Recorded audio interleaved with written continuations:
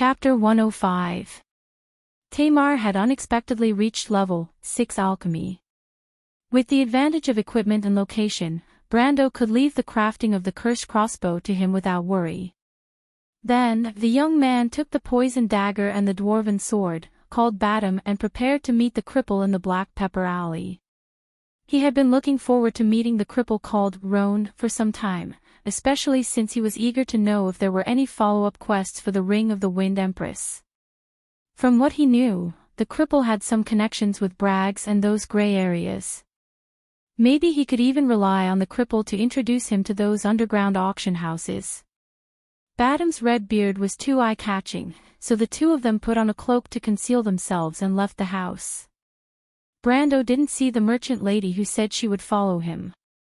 He didn't know where she had gone on her adventure again. But just as he pulled down the edge of his hood, he heard Badam say from behind, "Master Knight, I thought about it and felt that your method was not reliable enough." "What?" Brando hid the elven sword under his cloak and turned around to ask. "There were many refugees who saw us.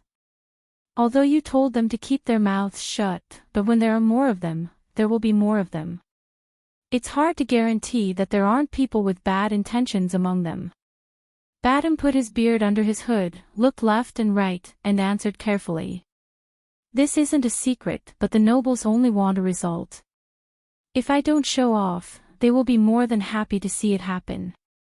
Brando thought for a while and answered, "And what I need is a period of time without being noticed, Badam. But I still feel that we should have kept those refugees." Brando smiled. That was the truth of this guy's words. He shook his head and said, "Gathering the refugees openly would attract too much jealousy. Besides, not everyone is willing to follow us. Badam, people will grasp at straws when they are in trouble, but they won't hold on to them all the time." Badam nodded, but in his heart, he was somewhat disapproving. He thought that there might be a better way.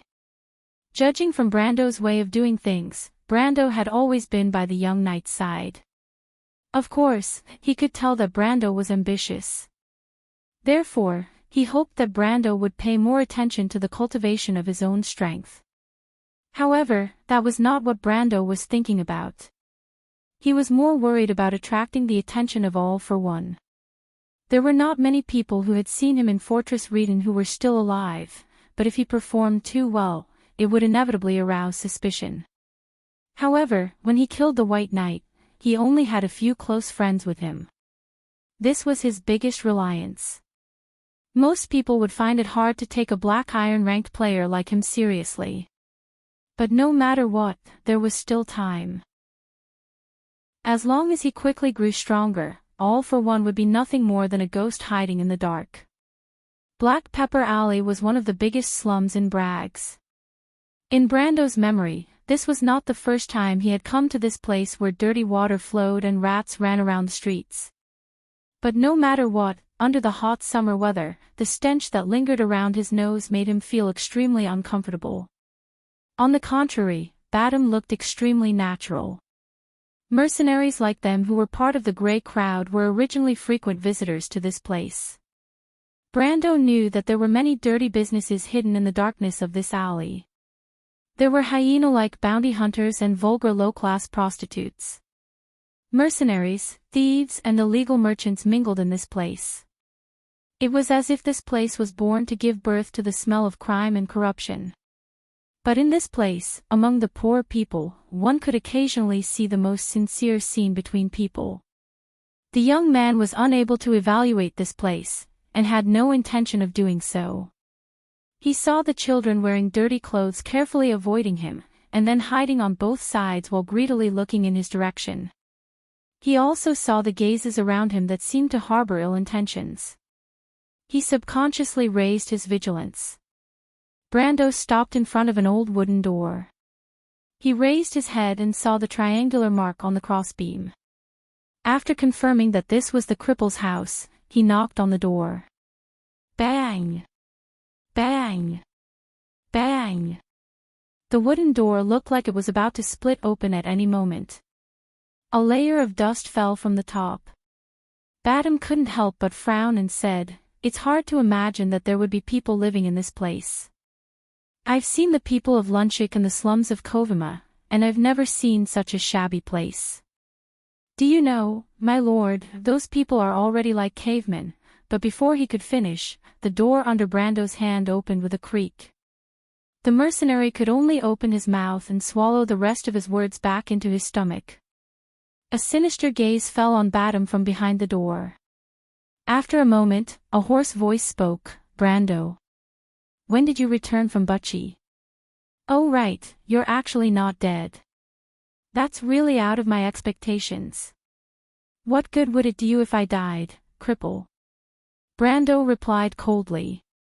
He looked at the old man with a pointy mouth and monkey-like cheeks. The few strands of hair on the old man's head seemed to have all fallen off because he spent all his time scheming against others. However, the cripple didn't seem to be tired of it. He laughed in a low voice and stared at the two of them with his triangular eyes that were more white than green. He said, "What's the matter, Brando? You're rich now. You brought me a new guest." Before Brando left Bragg's, he pawned a lot of his personal belongings at the cripple's place. That was how he got involved with the cripple. The cripple had always been drooling over the oil painting in Brando's grandfather's house. In fact, Brando didn't know how the cripple knew about it. The young man glanced at the cripple. The sharpness in his eyes made the cripple shrink back. "You seem a little different, Brando." The old man hesitated. "After going through so much, everyone will change," Brando replied, but he didn't want to talk too much nonsense. Instead, he asked directly, "Do you still want my grandfather's oil painting?" The cripple was startled. His small triangular eyes immediately lit up. Of course, of course. What's the matter? You brought it. Brando." But before he could finish his words, he felt a sword shining with cold light at his neck. The man who spent all his time as a lone shark and scheming against others couldn't help but tremble. His legs went soft. "I don't have much patience. Tell me if my grandfather's oil painting was stolen by your people," Brando asked coldly. He stared at the man, his eyes emitting a cold light. Badam turned around and saw a few people turning around to run away. He picked up a few stones from the ground and threw them at them. He immediately beat them up until they were crying for their parents. Then he waved to Brendel and rushed over to the other side. The cripple saw this scene and felt even more uncertain. He couldn't help but scream, "Brando, listen to me. Of course it wasn't me. How would I dare to offend?" He suddenly realized that something was wrong and quickly shut his mouth. "Brendel, you know me, even though I don't wake up early if there are no benefits. Although I don't have any benefits, I won't break the rules." Brendel glanced at him and saw that his small triangular eyes were constantly moving around, and he knew that this guy had realized what was going on. He couldn't really kill him. Although he was a little disappointed, he still let go of the sword. "I accept your explanation. Let's talk about other business." "Other business? Brando, I can't take it if you do this kind of business a few more times." The cripple touched his neck as if to confirm that his head was still there. He couldn't help but say this with lingering fear. "Humph, I lost that thing. My old man wants my life, so I have no choice but to take yours." Brendel's reply was half true and half false. The cripple hurriedly denied, I know.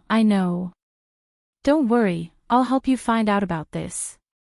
However, although he said this, he was cursing in his heart. Who was so bold as to break the rules and touch that thing? He couldn't help but look at Brando's hand, but it was empty as he thought. He thought for a moment and asked, "Speaking of your old man, Brando, I'm afraid your family is asking about you. Don't you want to go back and see?" Brando glanced at him. "I don't dare for now. I'll talk about it after I find it." Although he said this, he was afraid that he would bring trouble to his family if he went back.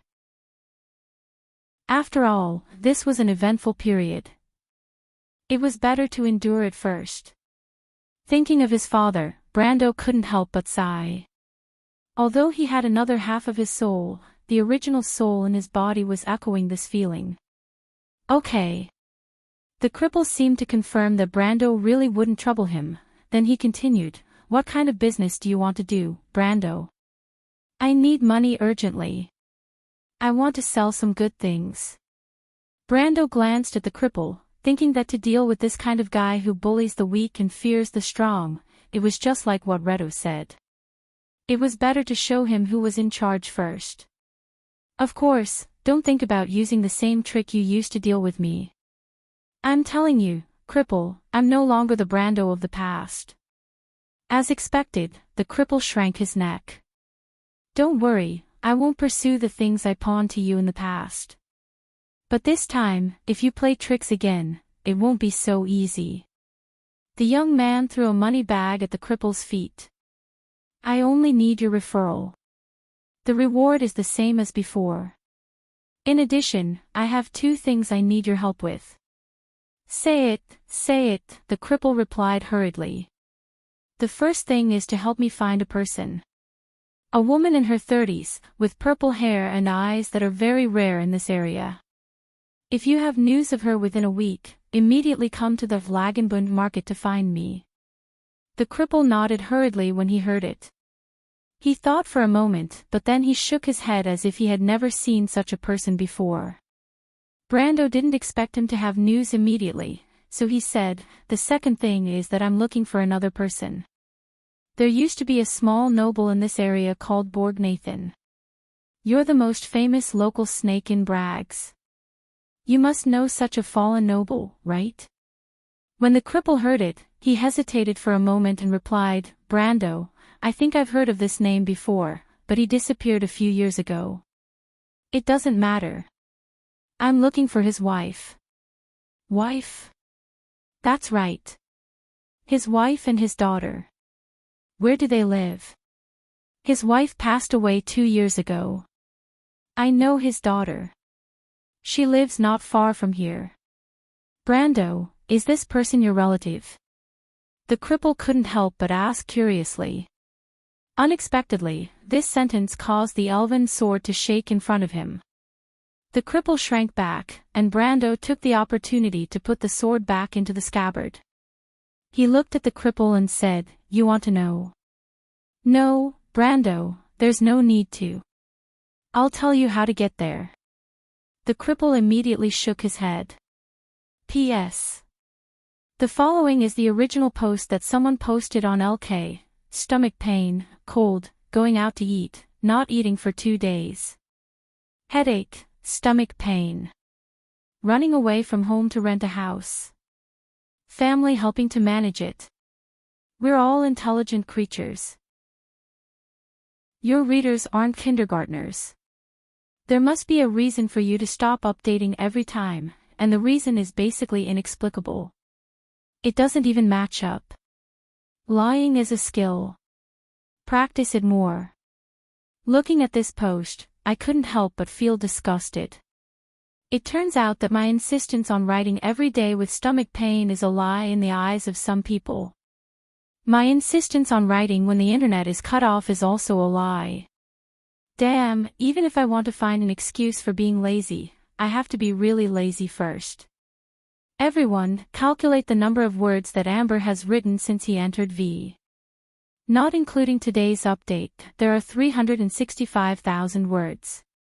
Excluding the 240,000 words in the public version, as of the 15th, there are 120,000 words in 15 days. That's an average of 8,000 words a day. This is called being lazy.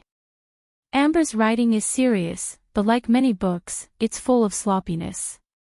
Everyone can see that. Seeing my own efforts, my own pain being called worthless by some idiots, my own efforts being ignored, my own pain being called a lie, it's really painful to die. Fortunately, these kinds of idiots are in the minority, and there are even more friends who are silently supporting me. Thank you guys are the motivation for me to continue writing. Here, I'm especially grateful to Frogda and Bloodda for supporting and defending me in that post. You guys used evidence to slap some trolls in the face, it's really satisfying. I sincerely hope that some trolls get out of this book is in your way, please have some self-respect. It's Chinese New Year, don't be like me, whose stomach is so bloated that it's about to explode, and it's so painful that I can't even sleep. Chapter 109. Brando was rather surprised to learn that Borgnesen's wife had passed away. He had hoped that the will left behind by the minor noble would bring him an unexpected income. Some of the noble families in Erewhon had a long history, and it was possible that Borgnesen's ancestors had been prominent for a period of time. Perhaps the wealth left behind would be an unexpected amount of wealth. Brando believed that the will would not specifically mention it if that was not the case. However, as Roan had said, his only hope now was the surviving daughter of Borgnesen. Roan had told them that the daughter of the minor noble was called Amandina. Rumor had it that she lived alone in St. Antoine's Grey Rat Street, right next to Black Pepper Alley. She had been living in seclusion all these years and rarely showed herself in front of outsiders. Although it was strange for a weak woman to live alone, she was still a descendant of a noble. In Erewhon, where the hierarchy was strict, most people would not dare to treat her lightly. Moreover, such a noble daughter was not considered special in Brags, especially for someone like Roan who sold information for a living. Most of the rumors he heard were 80% trustworthy. Brando analyzed the situation and agreed that Roan might not be lying. Of course, the number of people who had fallen for Roan's trick in Brags was said to be more than the rats in Black Pepper Alley. There were often rumors in the inn that Roan even dared to deceive dragons and adepts. It was enough to show how lawless he was. The young man was well aware of this, so he simply placed his shining silver sword on the bald man's neck and let this cunning old fox personally lead the way. On the other hand, the few idle youths that Roan raised finally understood that these two were not ordinary people after being taught a lesson by the red-bearded Badam.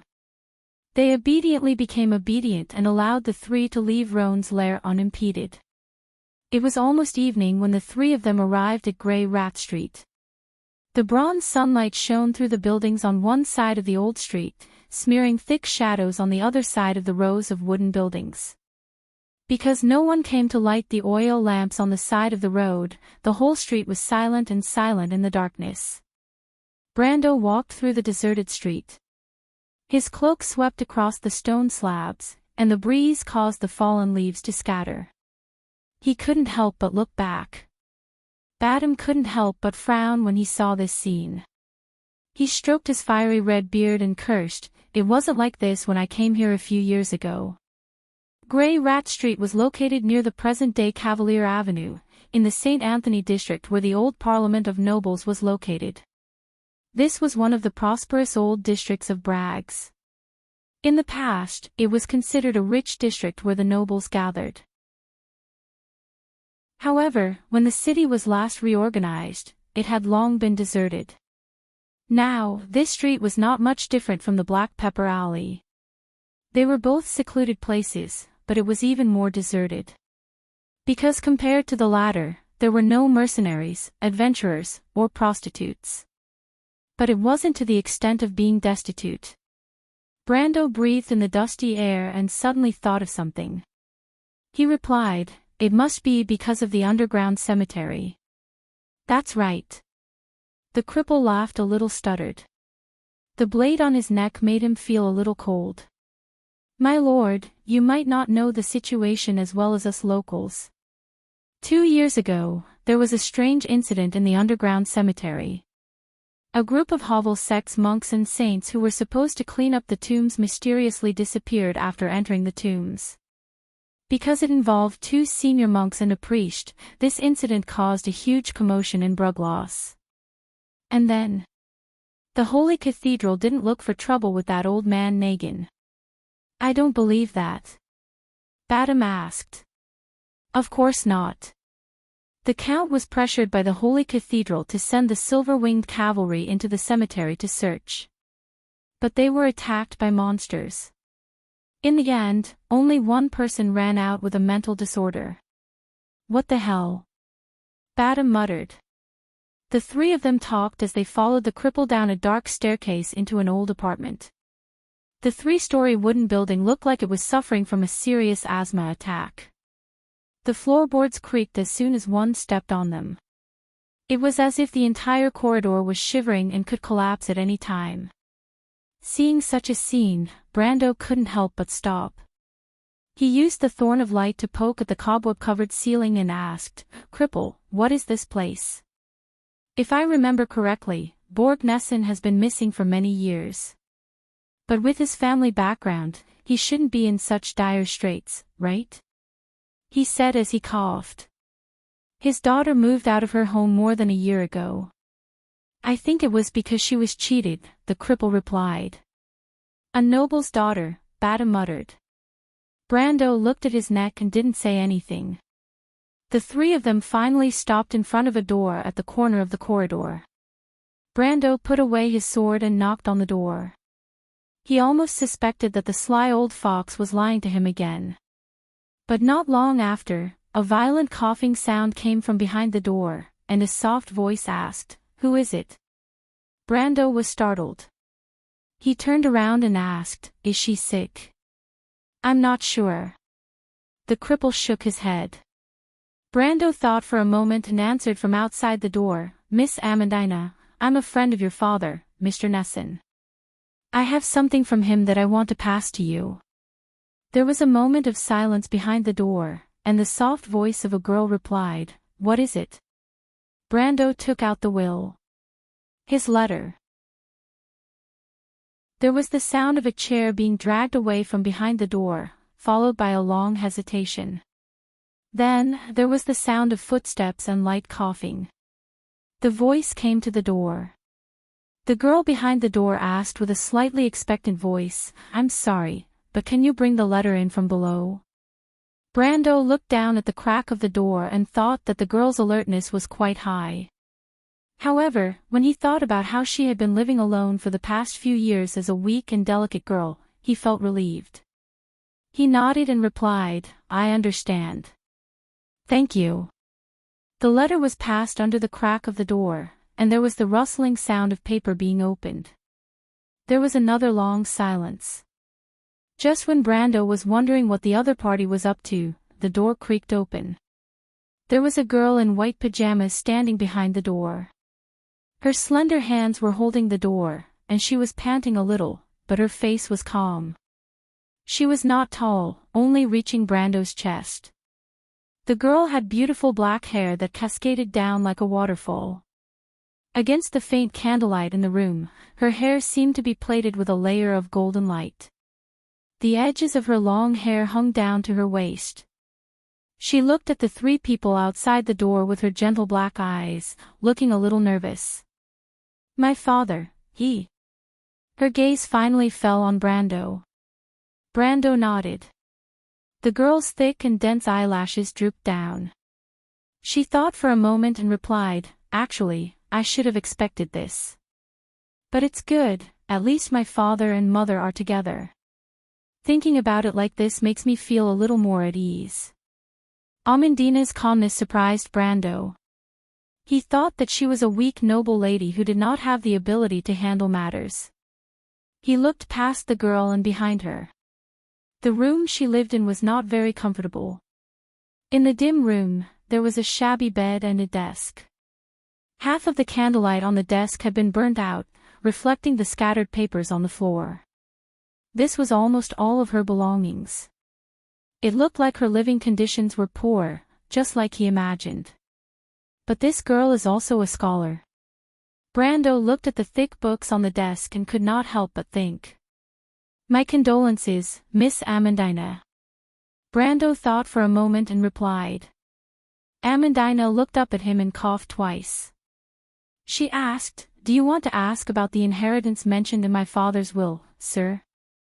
Batum and Cripple, who were standing at the side, were confused. "Yes." Brando hesitated for a moment, then chose to be honest. Completing a mission to him was as natural as making a deal, or vice versa. He did not feel that there was anything shameful about it. Besides, he thought that getting this money would be beneficial to both him and the girl. Amandina folded the letter and frowned, but I've never heard my mother mention such a place. So it's a debt. Rowan seemed to understand something. Talking about this old profession made him 100 times more energetic. Brando, leave this matter to me. He spoke in a shrill voice as he used his eyes to observe Brendel's expression. He could see that this young man from before was now a person of importance, especially the tall mercenary beside him, whose skills were even more extraordinary. Rowan could not find anyone with such strength in his limited knowledge. He could not help but compare this person with a few noble guards he knew, and the result was that the former was better.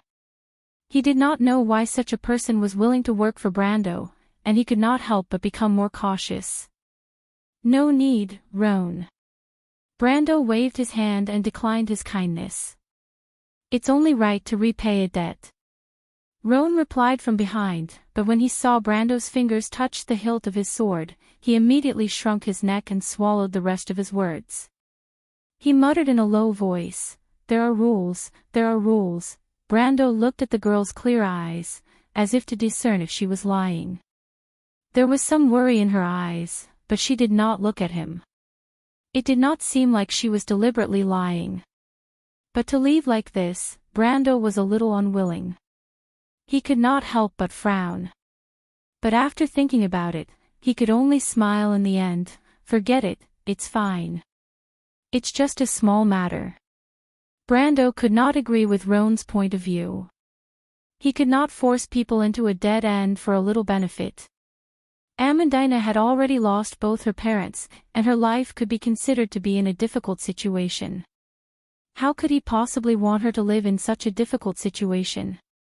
Of course, Rowan had his ways, but if he did that, it would be strange if the little Roman did not bite him to death. Moreover, if Freya found out, it would be even more terrible. Amandina coughed, but she endured it and straightened her body. She shook her head and said, "Sir, I don't need your charity." Brando was stunned. P.S. I was discharged from the hospital. I had to take 6 days of fluids and 4,000 gold coins. Then the doctor chased me out. He said that there would be no more beds for the spring festival, and I would have to come back in March for surgery. Damn it. This is a terrible system problem. Comrades, you must take care of your body. Pay attention to your diet, and have a regular schedule. Sigh, what a tragedy. I didn't listen to the advice of the elders before, but now I'm in trouble. The pain is excruciating, and I can't eat meat for the next 1 or 2 months. I can only eat porridge and vegetables. Oh God, translator, Endless Fantasy Translation Editor, Endless Fantasy Translation. Chapter 110. Not only was Brando surprised by her answer, but even Badam and Rowan also raised their heads to look at her. Amandina stared at the young man and replied, "Don't worry, sir.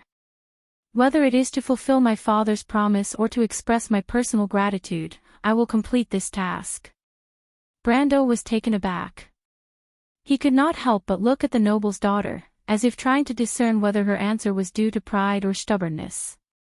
However, from the firm and clean face of the young man, he could read a combination of both, and even a little bit of confidence. Where did her confidence come from? Brando was at a loss for a moment. The development of this matter was getting more and more out of his expectations. "How do you plan to complete this task, little girl?" Badam asked from behind.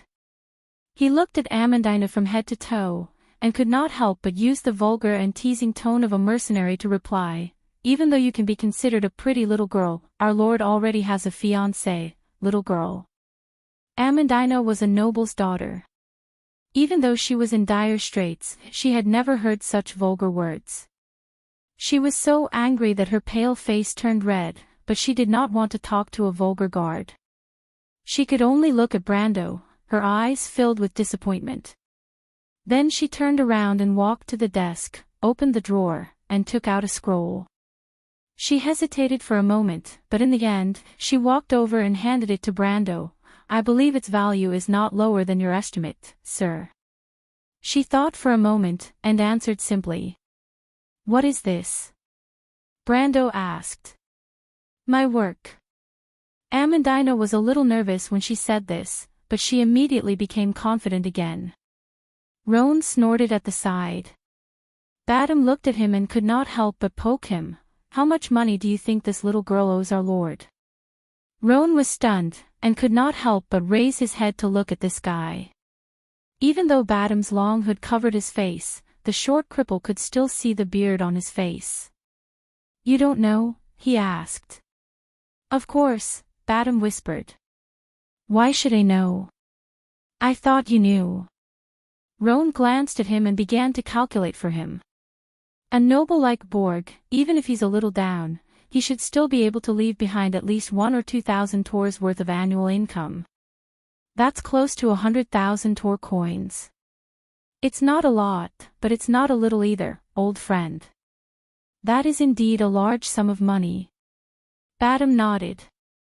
Are you saying that the scroll in Sir's hand is worth 100,000 gold coins? I didn't say that, but it's possible if it's a painting by a famous artist. It's not surprising that some masters' works are worth millions. However, that little girl had already said that it was her work. To tell you the truth, I don't think any of her works are worth that much. Otherwise, would this little girl still live in this kind of place? You're really a snob. This is only a reasonable speculation, my lord. Amandina could not help but clench her fists when she heard their conversation. Brando held the scroll in one hand and did not stop the conversation between Roan and Badam. He was a little confused at this moment. What is this scroll? Is it a magic scroll recorded on a long piece of parchment? Or is it a copy of an ancient document? Or is it just as Roan said, Amandina's painting?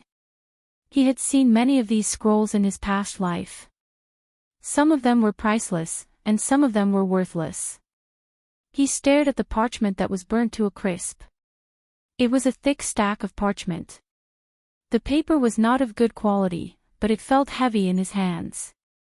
For a moment, he was unsure where Amandina's confidence came from. Can I take a look at it? He asked. It's already yours. Brando nodded and carefully opened the scroll. What entered his eyes was a complicated line drawing. A large number of lines formed a mechanical pattern. Mysterious patterns and magic circles filled the drawing. Every blank space was filled with a long explanation in beautiful handwriting. Brando only took one look and felt the world spinning. It was not a surprise, but a sudden realization. So that's how it is. He immediately closed the scroll with his heart beating faster. This was the design of the most primitive mana-conducting device. The drawing was quite rough and could not be compared to most of the mature products in this era. From the drawing, it could be seen that the designer did not have much talent in this field. It could even be said to be clumsy. Because of this, it was a clumsy work. But at this moment, Brando's heart was filled with understanding. So that's how it is. How did Origin, one of the top 10 player factions in The Amber Sword, obtain the blueprint from the production and design of the mana-conducting device that was monopolized by the Empire's royal family? How did it open the prelude to the era of independence for the players? So that's the answer. Brando did not expect to encounter such a thing before he came here. He had never connected this weak girl with one of the top 10 puzzles in The Amber Sword in his previous life. They seemed to be two completely unrelated things. He did not even consider the possibility in that direction. If he had to describe his feelings at this moment, it would be that there was no warning and he was caught off guard. It turned out that the leader of Origin, staff, did not infiltrate any of the empires. He had completed this hidden quest line from the beginning. Brando used almost all of his willpower to keep his expression from changing too much. The blueprint in his hand could be said to be of epic-making significance. There were 3 kinds of power in this world. The first kind of power was called the elements, or a higher level of existential power. Fire, wind, water, earth, truth and law, time and space, and even matter itself were all existential powers. Those who could master this power were called warriors, elementalists, wizards, and all kinds of powerful beings. It was just that different powers showed different characteristics in their bodies, but they all had a common measurement, which was Oath energy level. The power of the elements was a hidden existence in different people until the power of the person exceeded 500 energy levels, OZ. In the description of the Holy Cathedral of Fire, it was called Elemental Awakening. Since then, these people would be crowned with the title of Knight of the Holy Cathedral. This would be a long and even untouchable process because in Wond, most people were born with only 0.3 energy levels, OZ, in their bodies. They would not be able to reach such a height even if they spent their whole lives. But the heavens always favored some people, and there was no lack of such people in this world. They were born with such qualifications, so they were called the chosen ones. The second kind of power was not human. It was called the power of God, which was also the power of faith. The gods in Wond had long been divided into two divine systems, Hilmer and Einka. Hilmer was secular, while Einka was arrogant, but the gods controlled the sun, moon, stars, and the laws of all things on earth, so they were called gods. Their existence depended on this world, or it could be said that they were the projections of the laws in the sky.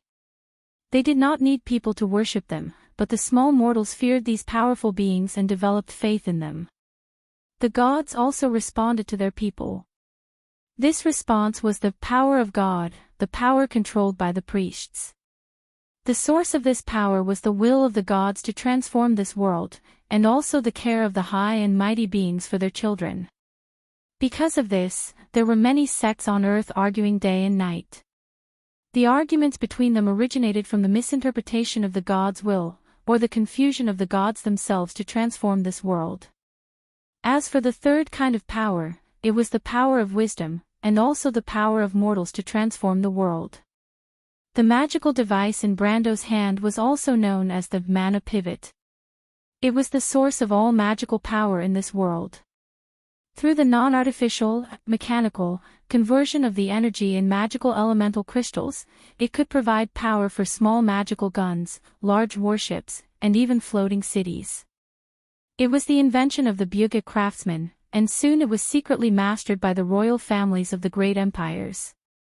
This brand new power created by mortals quickly changed the structure of this world. Starting from the rapid development of productivity, it led to great changes, and the ensuing conflicts of power and resources, as well as the Holy War and the November War that lasted for decades, all of these caused the world to become turbulent in the past 100 years. And now, Brando held the root of this turbulence in his hand.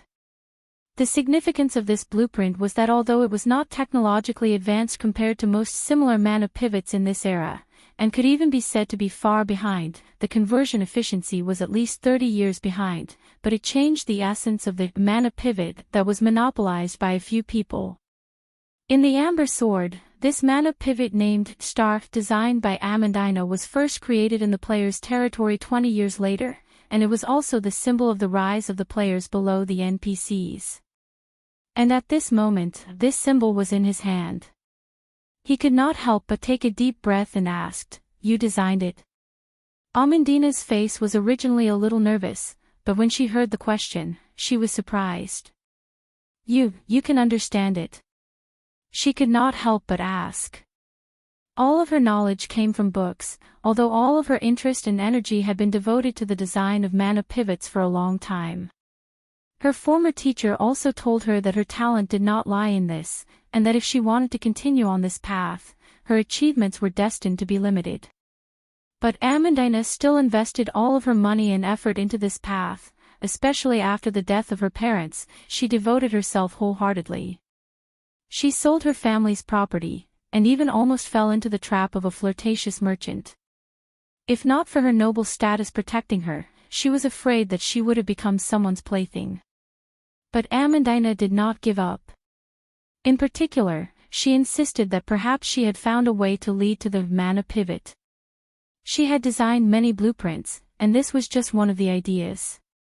It had a fatal flaw, and that was that it consumed too much energy to make the finished product look a little unrealistic. But the little girl still stubbornly believed that her design was worth the price. But she was prepared to be ridiculed by Brando, and she mustered up her courage, but this was the answer that she was waiting for. He could understand it. It's very rough, but at least it's a finished product.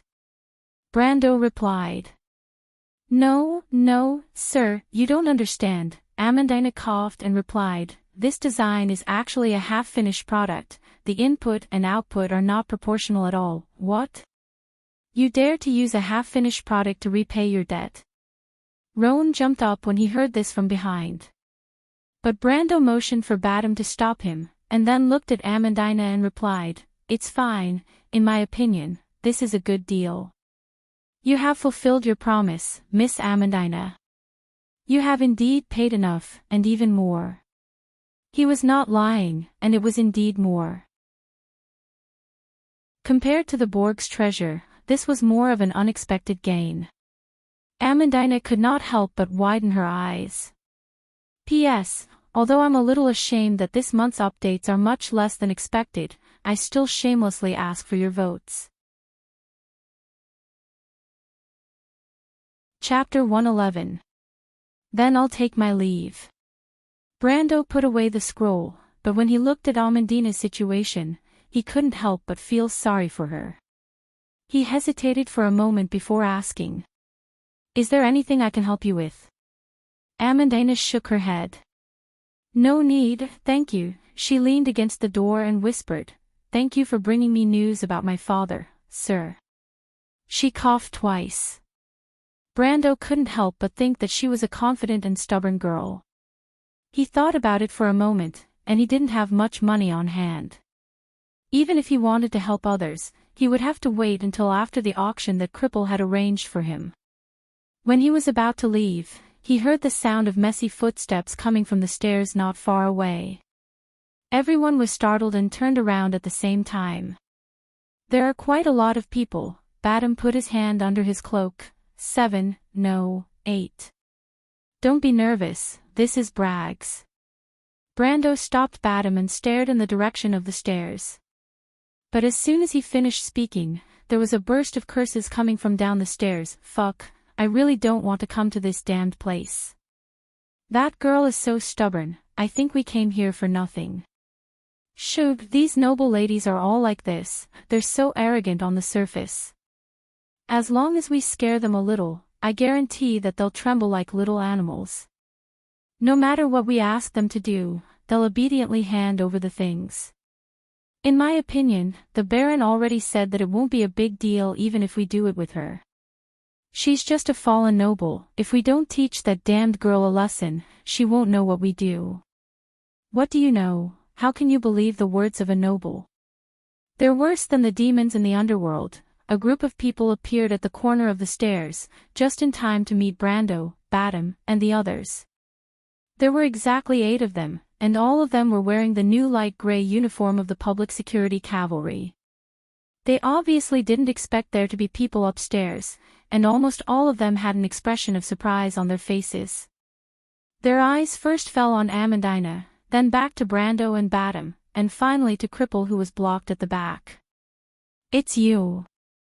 Cripple, what are you doing here? The leader frowned and asked. Brando stopped Cripple and asked, who are they? A hooligan from Hood District. I didn't expect you to become so pretentious after not seeing you for a few days. You're even wearing leather.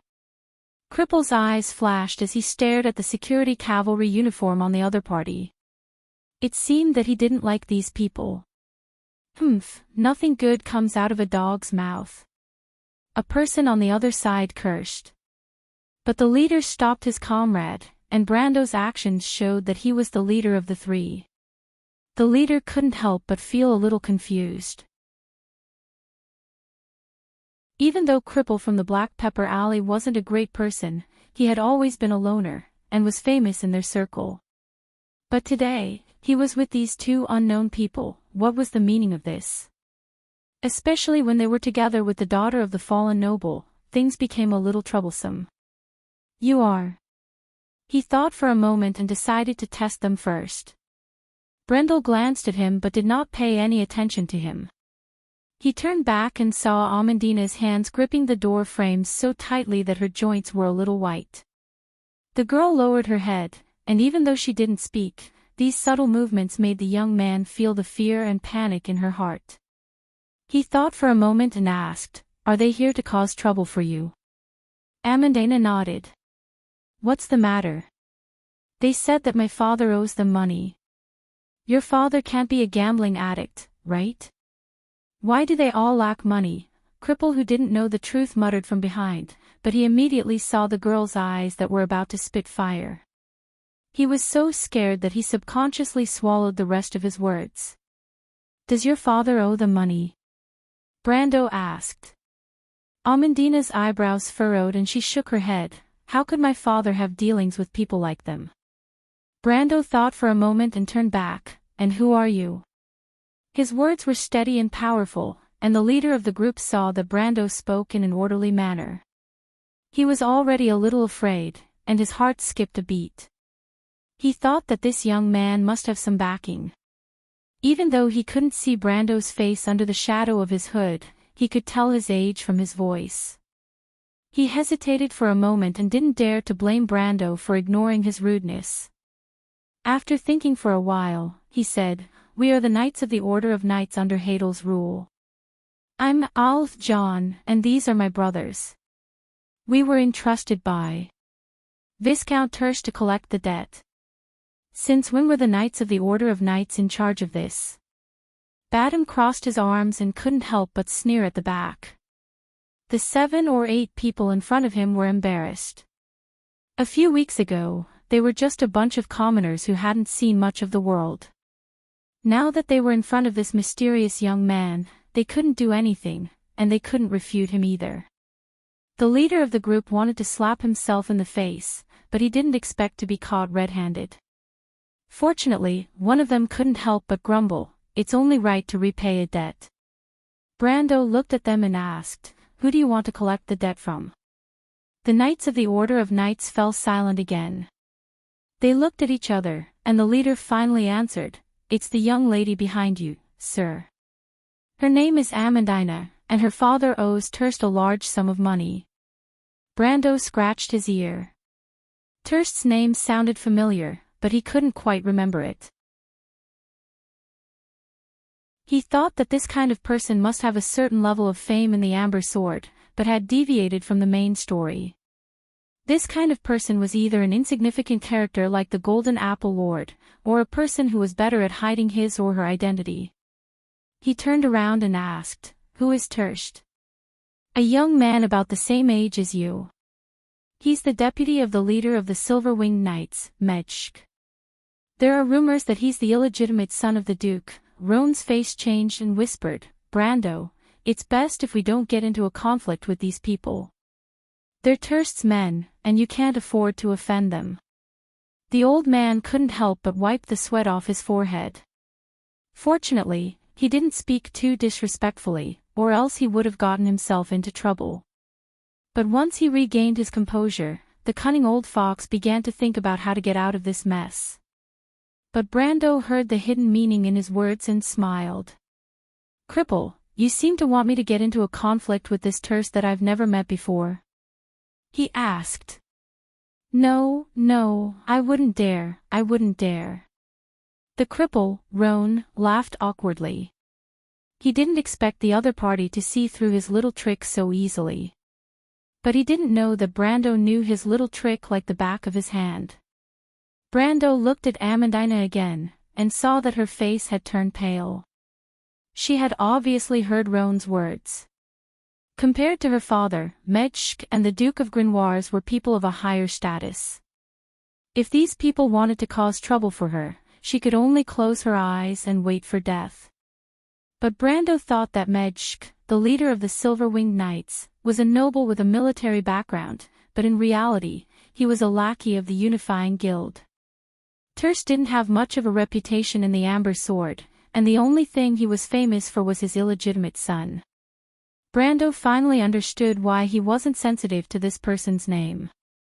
The only thing that puzzled him was that it was rare for the nobles of Wone to kill each other. Even if the royal family tried to seize power, it would only be done under the table.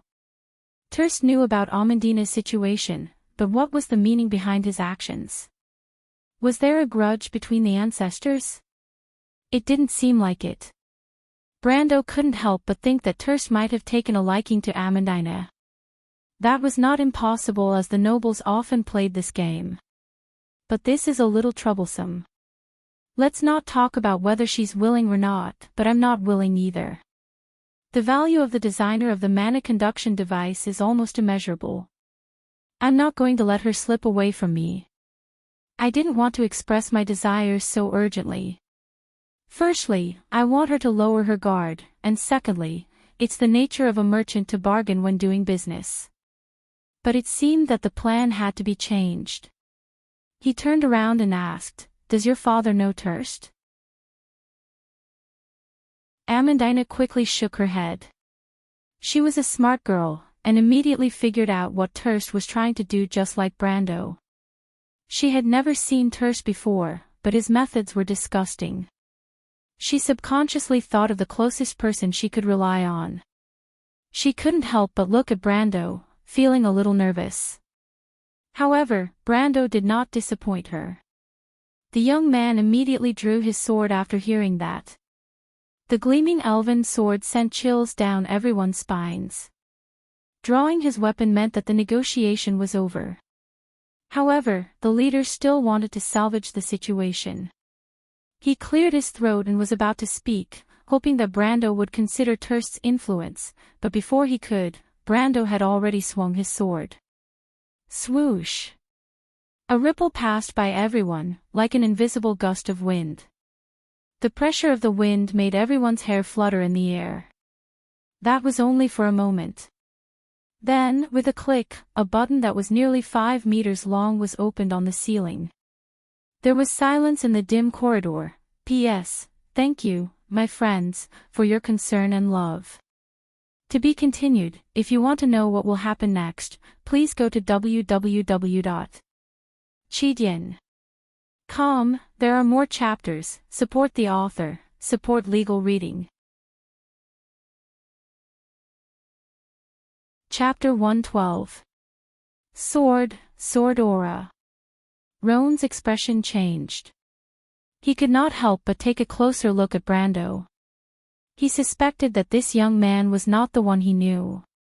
The Brando he knew was just a young man who came out of the militia. Perhaps he had some reputation for his swordsmanship, but it was impossible for him to become a master swordsman who had awakened his elemental power in just half a year, right? Amandina gripped the door frame tightly, then let go. The sudden turn of events had exceeded the limits of her imagination. She bit her lips. She did not expect that the person who brought news of her father would be a gold-ranked swordsman. Such a young great swordsman. She could not help but wonder if this young man was actually an enlighter who was born with the power of a level 1 elementalist. Batum crossed his arms and remained calm. He took in everyone's reaction and couldn't help but chuckle in his heart. The first time he saw this knight display such a sword technique, he was also shocked. Of course, he also had a faint sense of superiority because he knew that Brando's true strength was not limited to this. As for the Knights of the Order, they were already stunned. They tried their best to guess Brando's identity, but even with their limited imagination, they could only think that he was a noble, or even a descendant of a large family. They didn't dare to think about it any further. But who would have thought that such a young swordsman would appear in front of them? Of course, it was possible that Brando was not a great swordsman at all. But he did not mind creating such a misconception in front of these people. Just like what he wanted, this impression was deeply engraved in their hearts, enough to make them want to retreat. Brando retracted his sword and replied, "Did you hear that? This young lady said that her father does not know Terst. But The leader finally recovered from the shock and spoke subconsciously with a conflicted expression. Brando secretly made a gesture to Badam. But what? Hurry up and get lost. The red-bearded mercenary looked at Brando and immediately turned back to order sternly.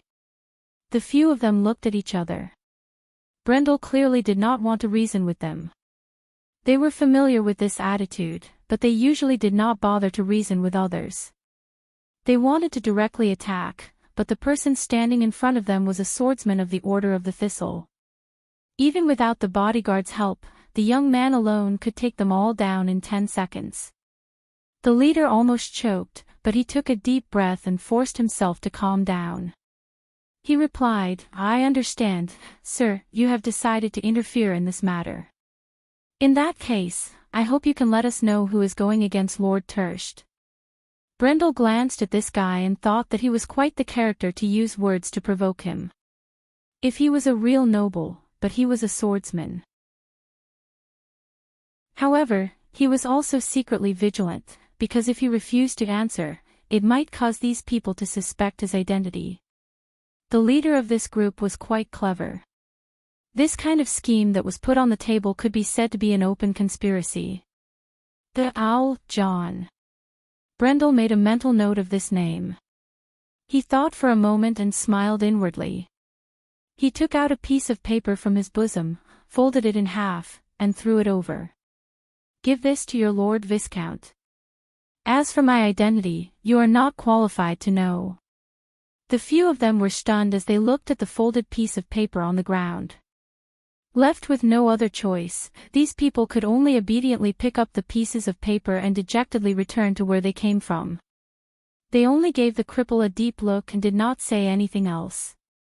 Of course, Brando had the initiative, so they would only embarrass themselves if they said anything. After the last person disappeared around the corner, Brando turned around. The first person he saw was Roan. He could not help but smile and asked, "What are you thinking about, Mr. Roan?" In fact, other than Badam, this cripple was the only one who knew his true identity. Batum could be trusted, but this cunning old fox was a different story. "No, nothing," Roan quickly denied. The little old man's heart was filled with bitterness. He did not expect that leading the way would cause such a big disturbance. If he had known, even if Brendel really wanted to stab him to death, he would not have stepped into this muddy water. Needless to say, he had offended Terst. At the very least, Terst had remembered him. His days in Brags would not be so easy. But this was not the most important thing. He knew this, and he believed that the young man beside him knew this as well. As for whether Brando would trust him, even Roan did not trust himself. But he happened to know Brando's true identity. Would he go to Terst to explain and reveal Brando's true identity? There was no need to think about it. That was what he thought. But he could not help but look at Brando. This young man would not give him the chance to do so.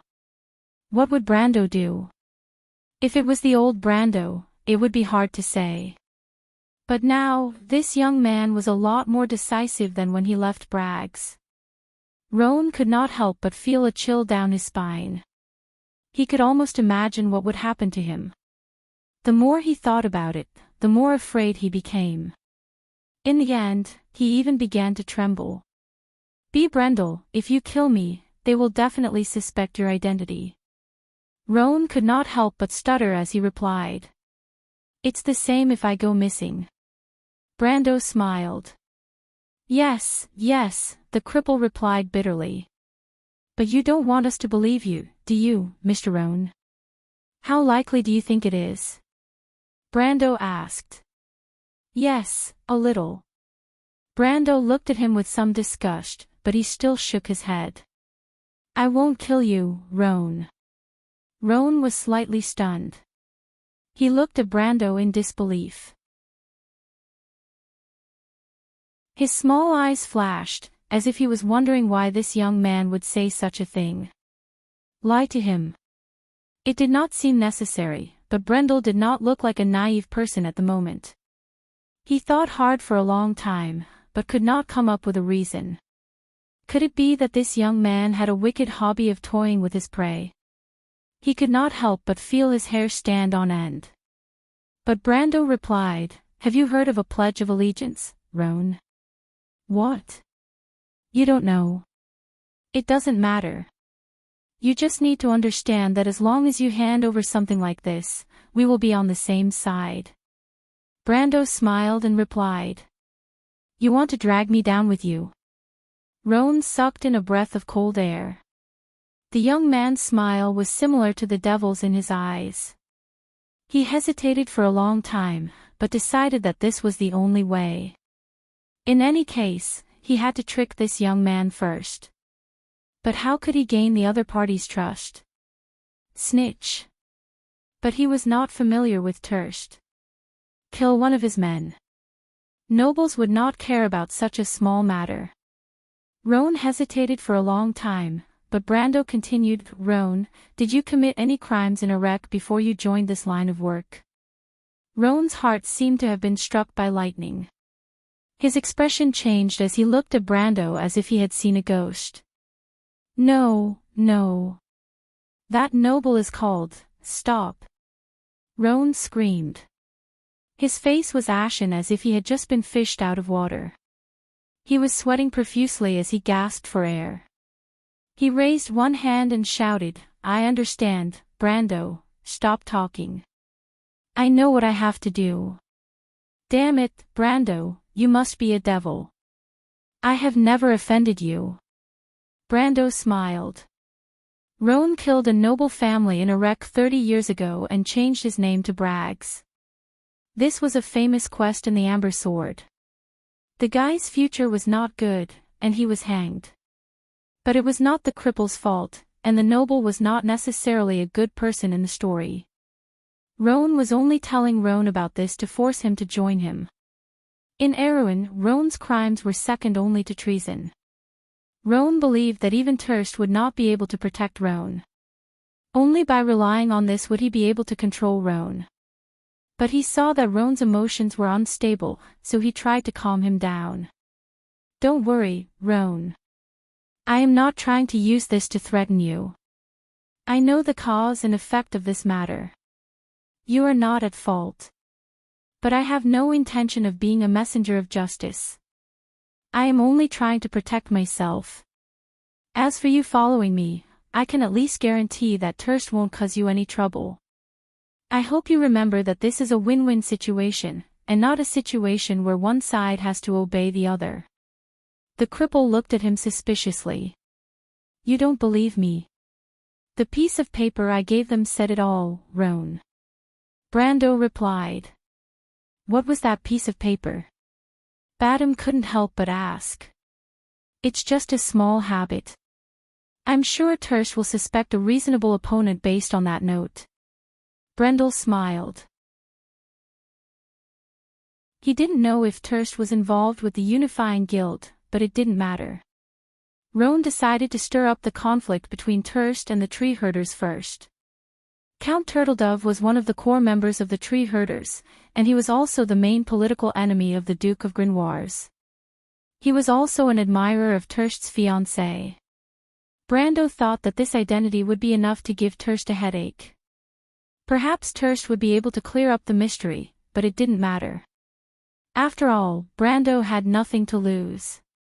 He wasn't a knight of the Holy Cathedral of Fire, and he didn't have to speak the truth to his enemy. Roan was stunned for a moment after listening to Brendel's words. He looked at Brando and couldn't help but say, "I really wonder if you are a demon in disguise, Brando. You weren't like this before." "I am forced by the situation." Brando shrugged and looked at Amandina, who was listening to their conversation. "What do you plan to do, Miss Amandina?" he asked. Amandina lowered her head. She knew that the choice was no longer in her hands. She couldn't help but wonder if she had made the wrong decision. After all, this young man did not seem to be as courteous as she had imagined. She thought for a moment, and could only answer in a small voice with some reluctance, "Didn't you already consider everything for me, Mr. Brendel?" Brando smiled. Amandina's intelligence should put many noble ladies to shame. He really didn't know what kind of environment she grew up in to produce such a girl. But since Amandina didn't mind, he didn't need to be pretentious. He patted the scroll in his arms and answered, "Miss Amandina, I actually saw your talent and ability, and I hope that you can work for me. I need your ability, and in return, I am willing to support you in your research. Of course, as my person, I will naturally ensure that you will not be harassed by those people before." Amandina coughed twice and looked up at Brando. Her bright eyes looked straight into Brando's eyes, as if to confirm whether he was lying or not. "You want me to make these machines for you?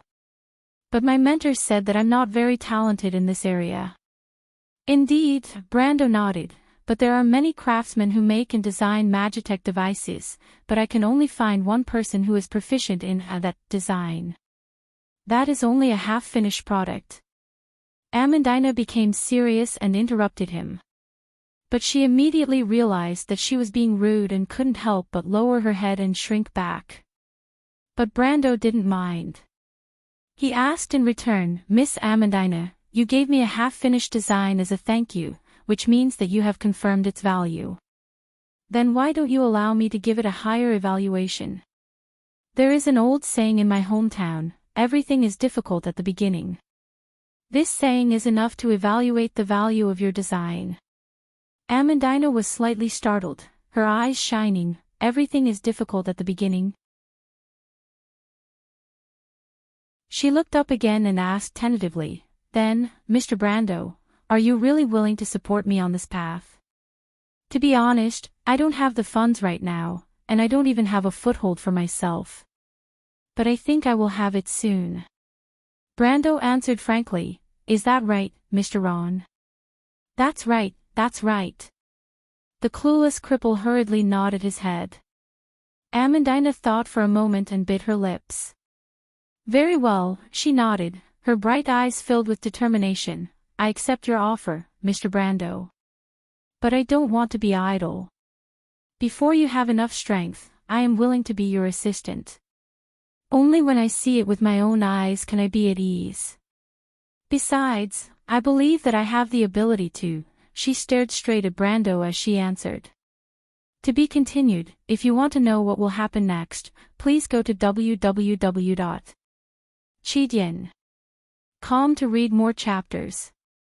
Support the author, support the original reading. Chapter 113. In July, the air in Bragg seemed to be filled with a kind of heat that made people restless. Under the calm surface, undercurrents were surging. It was foreseeable that the big and small nobles were in a terrible fix over the past half a month. In their circle, the signs of the end of the war were becoming more and more obvious. Although the life of the lower-class citizens was still as usual, those who wanted to take the opportunity to make a fortune were gradually becoming restless. The citizens often saw the messengers' horses entering the city one after another. Those who did not know the situation would think that the war was urgent, but these letters were the progress of the negotiations in Winterrose Castle. As a result, the civilians were anxious all day long, and the nobles were also anxious all day long. But all this had nothing to do with Brando. The young man was steadily following his schedule. He spent 3 days bribing his connections to get a registration certificate of a pioneer knight. It was a document that stated the mutual loyalty and responsibility between knight and king, and then stamped with a seal. This thin piece of parchment was more valuable than gold in the early years, but as Eroi gradually declined, the knight class degenerated into a local force, and the adventurers turned to illegal businesses. No one was enthusiastic about expanding the territory of this ancient kingdom, so the title of a pioneer knight gradually became obscure. Since the ascension of the former king, the nobles who had made a fortune through the identity of a pioneer knight gradually began to set a price for this title, and this piece of parchment became less and less valuable since then. In order to get this identity, Brando, just like what he did in the game, asked Badam to buy a beautiful dress for the wife of a municipal official. It was already the 11th when he got the document. On this day, the cripple brought him another piece of good news. The long-awaited underground trade fair had finally arrived. Just like the regular fairs in certain areas, Braggs's Grey Realm would hold an underground trade fair on the 10th day of the month. It was just that most of the goods sold in this fair were stolen goods, contraband, and even human trafficking. It was not surprising because the people who participated in this trade fair were not only mercenaries, adventurers, and illegal merchants, but also the people who made the rules in Braggs. Namely, the nobles. There was no doubt that the local underground forces were controlling this underground market, but it was inevitable that some nobles would intervene. This was an open fact. And it was enough to hide from the ordinary citizens who needed a peaceful and stable society. Braggs's underground trade fair was regularly held in Maria's Market in Hood District or Shepherd's Market in the East District. The organizers deliberately chose densely populated places to hide from the public. But often, a lot of people would often find a large number of unfamiliar faces in these two places. They would ask questions, chat, and then leave in a hurry the next morning. In particular, these two markets also had a small auction house for rental. Of course, this was just an excuse on the surface.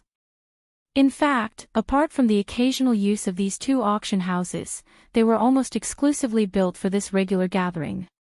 If you tried to find their owners, you would only find them of an ordinary merchant nearby.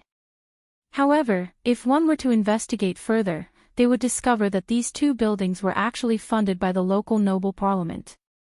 Of course, these were all digressions. When Badham led Brando down from the carriage, the sunset in Braggs was just like the one in the oil painting of the same name. It was like an orange-red fireball hanging in the sky, burning the surrounding clouds red. The young man was wearing a knight's uniform, which was ironed neatly. The Shire, an apprentice wizard, stood beside him, so that they could disguise themselves as the Highland Knight from Karsuk and his squire. Of course, there was also Brando's sister, Amandina, and his fiancée, the Roman lady, who came down from the carriage. Amandina removed her hand from Brando's hand as soon as she got down from the carriage. She was wearing a black veil and a black dress. Her eyes were indifferent as she stared at the people coming and going outside the small auction house. The young girl lightly pursed her lips. Her aura was completely different from a few days ago. When she first met Brando, she gave off a soft and tender feeling, but now she was cold, and her body naturally emitted an aura that kept people away. Even if the owl John came to see Amandina, he would not dare to rashly greet her, let alone thirst spies. What's more, at this critical juncture, something as trivial as a person going missing in a big city wouldn't attract any attention at all. The cemetery area was already a dangerous place to begin with, so much so that the city officials only discovered their negligence a few days later from the actions of their colleagues. Originally, missing people should be the responsibility of the city guards, but before that, the security cavalry had already conducted a large-scale search. The scale of the search could be considered an exception. 3 companies of cavalry almost turned the eastern part of the city upside down, and almost alerted the local nobles in Braggs. However, since Viscount Hurst didn't want this incident to fall into the ears of others, he decided to let it go. In the end, the entire incident was linked to the cemetery attack that happened half a year ago. Thus, it became a case without any clues. That was why Amandina could be at ease when she appeared outside. Standing beside her was Romaine, who was slightly taller than her. The merchant girl was staring intently at a row of crystal balls on the table not far away. She furrowed her brows as if she was trying to figure out what it was. But what made Brando a little dumbfounded was that there was not a single word written on the crystal ball, and no matter how long she stared at it, there would not be any flowers growing on it. He knew that she was only doing this to attract Amandina's attention. For the past few days, Romaine and Amandina had gotten along quite well. Romaine had a naturally sharp sense of smell, and she was able to sniff out the scent of an opportunity. However, Amandina had the knowledge of the outside world that Romaine lacked, and she also had some necessary knowledge. For example, if no one told this future merchant girl that the Anzac region had always been responsible for transporting food and wine to Brugloss, this country girl born in Butchie wouldn't have seen the business opportunity in it. But now, Amandina had taken up this role. Even though all her knowledge came from books, it was still better than the Roman who had all her knowledge from her imagination, wasn't it? What is that, Anne? The Roman finally could not help but ask. Amandina's attention was also on the row of thumb-sized crystal balls. The owner of the crystal balls was a man wearing a black robe. Not everyone in Erewhon had the right to wear such a robe, and the man was a monk. The young girl could not help but look at Brando, but the young man had an indifferent expression. She paused for a moment and could not help but frown. That is a fire seed. Amandina did not turn her head and answered softly. What is a fire seed? A fire seed is a sacred object that people use to spread civilization in the wilderness. I didn't expect to see something like this in an auction. Amandina replied. I don't understand. Amandina replied bluntly. Amandina could not help but sigh. After a few days of interaction, Brando did not disappoint her. She did not expect the person who hired her to be a noble knight, and a legendary Highland knight at that. Moreover, Brando's behavior was polite most of the time, and he was calm and collected when dealing with matters. He was in line with the image of a lord in her mind. But this fiancé of his was a bit of a headache. It was not that the Roman were difficult to get along with. On the contrary, Amandina's personality could be said to be likable most of the time. But what gave her a headache was that Amandina seemed to treat her as a moving encyclopedia, and always had a curious expression on her face as she asked this and that. But she could not refuse and could only answer, How much do you know about our world? I don't know. Amandina coughed twice and replied, Then I'll try to explain it in simple terms. In the epic of the Cruse people, their god, Ahiru, Martha, created a world out of chaos with the 6 elements of fire, wind, earth, water, life, and darkness. After the 4 elven kings made a pact, the world's boundary was formed. This boundary constantly drew the power of magic from the chaos, forming a land that extended infinitely in all 4 directions, which is the world we live in. Thus, the shape of the world should be a circle, and it should extend infinitely in all 4 directions. But this world is constantly leaning towards chaos, so Lady Martha used the law to restrict it, and fixed the order on the land where mortals walk. In these areas, the sun, moon, and stars operate normally, so mortals can reproduce, and civilization can continue, but outside the land protected by Lady Martha, there is a battlefield between the elements and chaos, and there is a vast transition area in between. These areas are what we call the barbarian wastelands. But it is not impossible to change between the land of order and the barbarian wastelands. This is where the Knight of Pioneer and the Demon Wave came from. And the fire seed is the key to planting the law on the land. A land built in the barbarian wastelands must have a fire seed. Amandina coughed and asked after she finished explaining, Do you understand? The Roman nodded, then shook her head and answered obediently, I only understood the first sentence. Ah.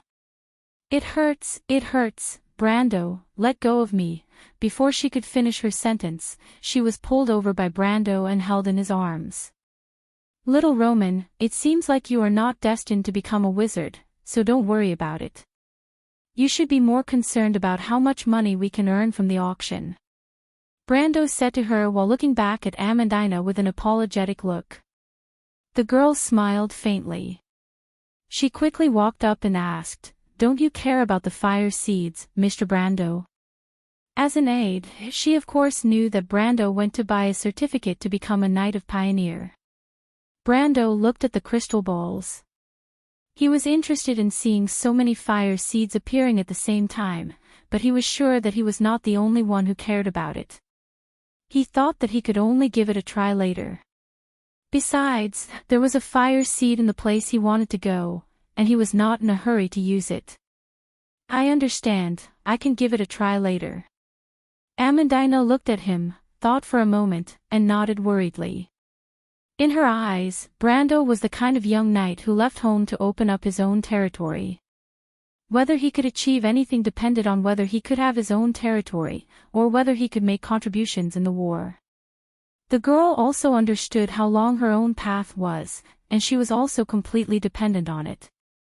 After all, at this moment, only Brando appreciated her talent. Thus, she could not help but worry about Brando's every move. Brando saw the girl's worry and wanted to say something, but he suddenly saw Cripple hiding in the shadows and gesturing to him, telling him that the auction was about to begin, and for him and the others to hurry up. The young man was slightly startled and raised his head, and found that the people who had gathered around had already begun to enter. P.S. I'm not feeling well today, so I'll only write one chapter. In addition, I sincerely request for monthly votes and subscriptions. After staying in the hospital for a week, I discovered that my subscriptions had dropped drastically.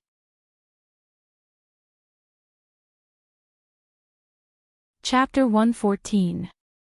The interior of the auction house in Maria's market was not big.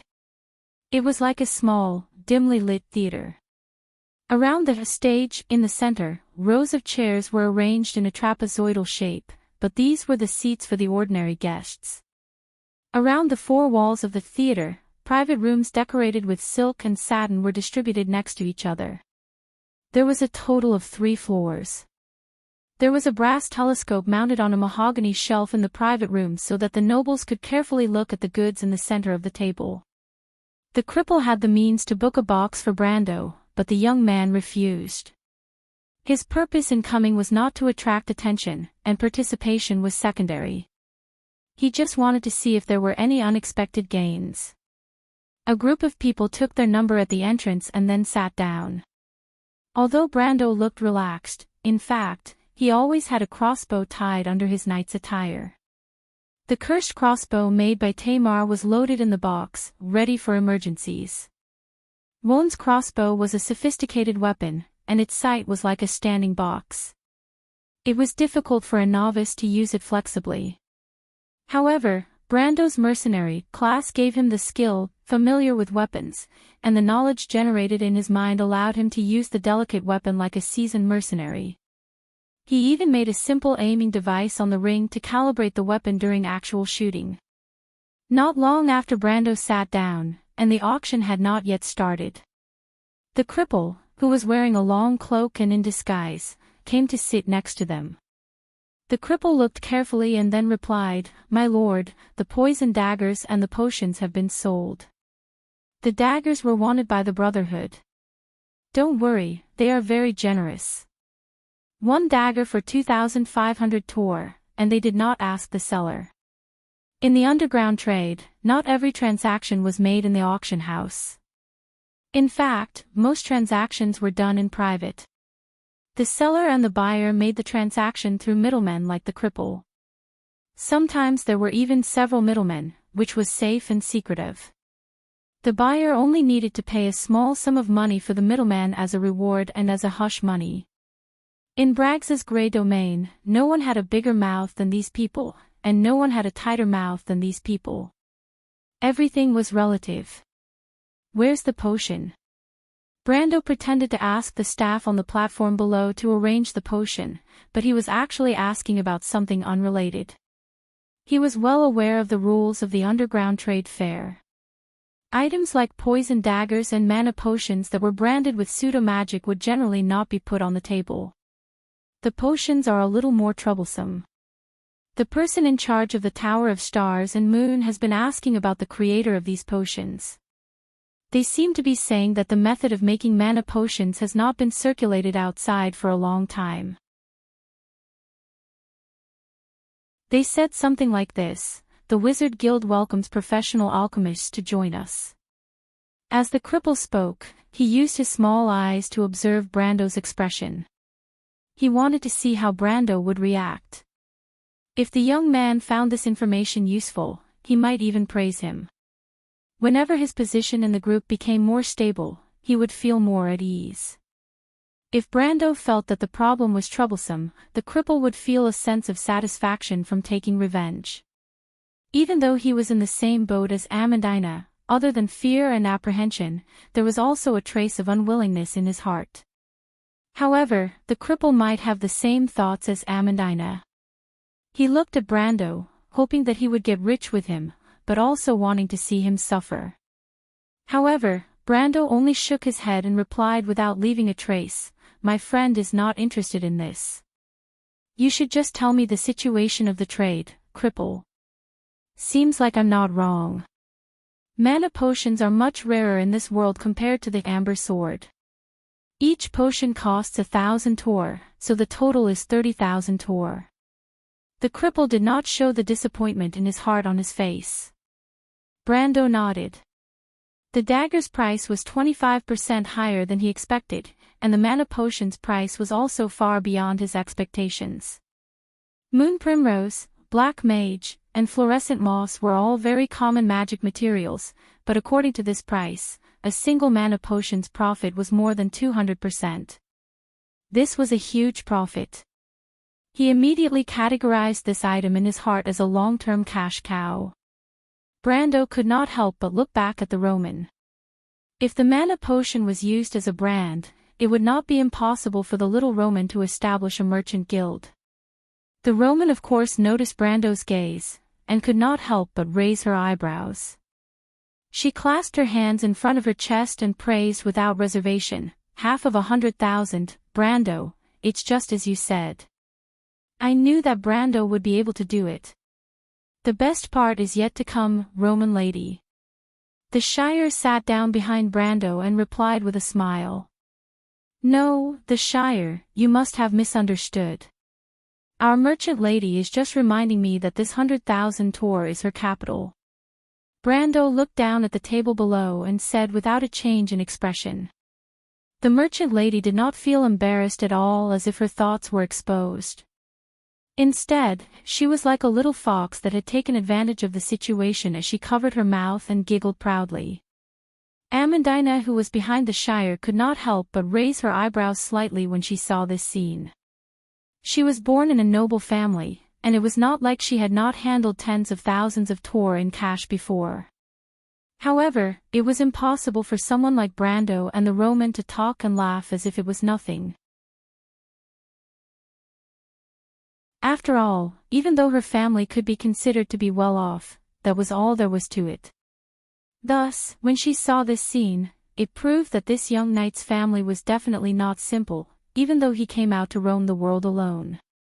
However, this young lady was obviously wrong. The Roman did not have any concept of money at all. Brando had handled tens of millions of tor's money in the game, and naturally did not put these small matters in his eyes. However, it was impossible to say what kind of background he had. The lights in the circular theater suddenly dimmed. The group turned around and noticed that the surrounding staff had extinguished half of the torches on the walls. It seemed like the auction was about to begin. Roan lowered his voice and said, "If it was in the private room, the list of the auction would have been sent to the nobles by now. My lord, is there anything you want?" "I don't know yet." Brando looked at the central stage that lit up. "Speaking of which, did they cause trouble for you after that?" Roan shook his head. "As you expected, everyone knows that you and Mr. Badham forced me to go to the streets of the Grey Rat tribe. After that, Turst's men came looking for me, but I said that I did not know you. It sounds like you're not happy about it." Badham teased. "I wouldn't dare." Now that Roan understood Badham's position, he was naturally not as submissive as before. He looked at the stage below and changed the topic. "Speaking of which, my lord, what's your ideal price for that sword? In my opinion, it's a perfect piece of art." Brando knew that Roan was talking about the dwarven sword that was forged from a brass-grade magic weapon. He thought for a moment and estimated, at least 100,000 to 150,000 tor coins. As soon as he finished speaking, Amandina, who was behind him, let out a soft "aw." Everyone was stunned and turned around to see her blushing and waving her hands. Sorry, it's fine." She could not help but lightly press her chest to prevent her heart from beating too fast. Amandina's light blue eyes flashed with a bright light. 150,000 Tor coins was equivalent to 150 Eroin coins. As his aide, she understood Brando's financial situation. It could be said that when they came in, they were empty-handed, but in the blink of an eye, they had a fortune that was comparable to the lifetime savings of a small noble. 200,000 Tor coins was not impossible to buy a night in a remote village. To a girl like Amandina who was born in a noble family and possessed a certain level of intelligence, money should be invested into the next step of reproduction in order to be considered liquid wealth. In the past, she was addicted to her own designs to the point that she ran out of money, but a smart person would not make the same mistake twice. She quickly calculated what she could do with 200,000 Tor coins. With so much money, whether it was business or development, it seemed like the path was open. She estimated that with this amount of money, she could increase its value by 30% in a year. But she immediately frowned. She recommended herself to be Brando's aide, and the young knight did not object, but it was hard to say if he would let her do as she pleased with such a large sum of money. But Brando saw the change in her expression and could not help but ask, "Miss Amandina?" "What?" Amandina was taken aback and raised her head. "Are you thinking about the problem of our funds?" Brando asked. Amandina's face turned slightly red, but she quickly returned to normal. The girl nodded seriously and replied, "Yes, as your aide. I feel that I need to consider this problem." As she spoke, she looked at the Roman without confidence. After all, as Brando's fiancée in name, she seemed to have the right to speak in this matter. However, the merchant lady was smiling, as sweet as ever. Brando listened with a thoughtful expression and looked at the others before replying, "If you have any ideas, I can divide the money into two. One for you, and the other for the Roman. You can use the money however you want." But, before he finished, Amandina showed an expression of disbelief. "Mr. Knight, are you serious?" Brando nodded matter-of-factly. This was his habit as the leader of the Amber Sword. He never doubted the people he used, or it could be said that he tested a person's ability by letting them do as they pleased. The girl took a deep breath and nodded seriously. "I will definitely use this money well for you, Mr. Knight. I have already thought of a plan that can increase the value of this money in a short period of time. No, I'm giving you this money because I want to tell you that I'm not going to give you the money. I am giving it to the little Roman to help me earn money, and Miss Amandina, I want you to help me use the money." "Use the money?" Amandina was stunned. "You'll understand soon enough. Of course, if Miss Amandina is interested, please help our Miss Merchant out. She has a big plan in mind." Brendel turned his head back and replied, "You'll understand soon enough. Of course, if Miss Amandina is interested, please help our Miss Merchant out. She has a big plan." Brando first thought about the matter of the territory. If the little Roman established a merchant guild, it would not be appropriate for it to be connected to the territory. If that was the case, he would need a butler.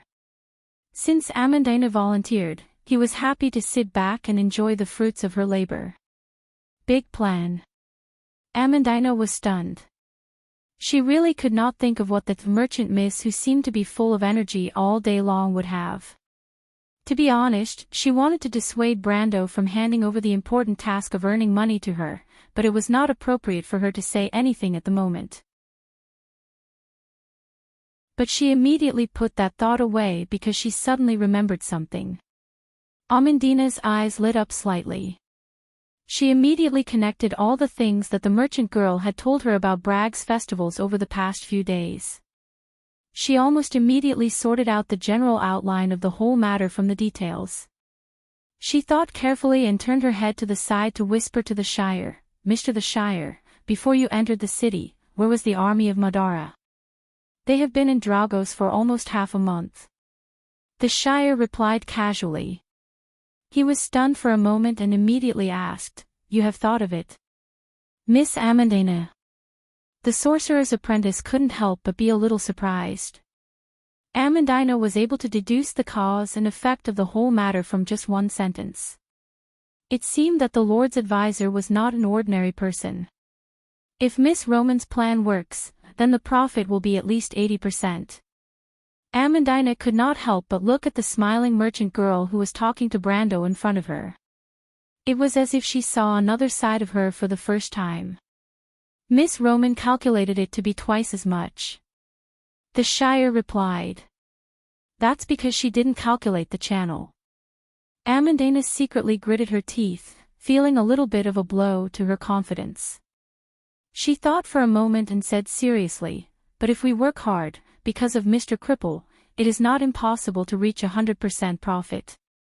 Brando, of course, did not pay attention to the whispering of his two subordinates, because at this moment, the main event of the underground trade fair, the auction, had already begun. What he did not expect was that the first item attracted his interest. It was a sheepskin scroll that was placed flat under the light. An ancient contract was written on it in the elemental language of the four races.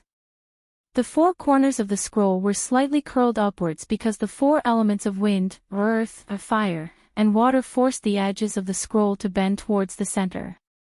This scroll's existence was to open the path for those who did not have the talent to become an elementalist. Many nobles used this item to open the door to the world of magic for their children. There was no doubt that it was worth a lot. But to Brando, this item was more valuable than 1,000 pieces of gold. Because in his eyes, it only had one name, scroll to open the elemental pool. P.S. Today I went out to get medical insurance, and after running around for half a day, I was told to get it done before the 20th. Sad. Because of the delay today, that's all for today. I'll write more tomorrow to compensate everyone. As for the monthly votes, I'll come back tomorrow to ask for them. Right now, Chitian is giving out monthly votes for mobile phone authentication. Everyone can give it a try. If you have the monthly votes, keep them for now. You can give them to me based on my performance tomorrow.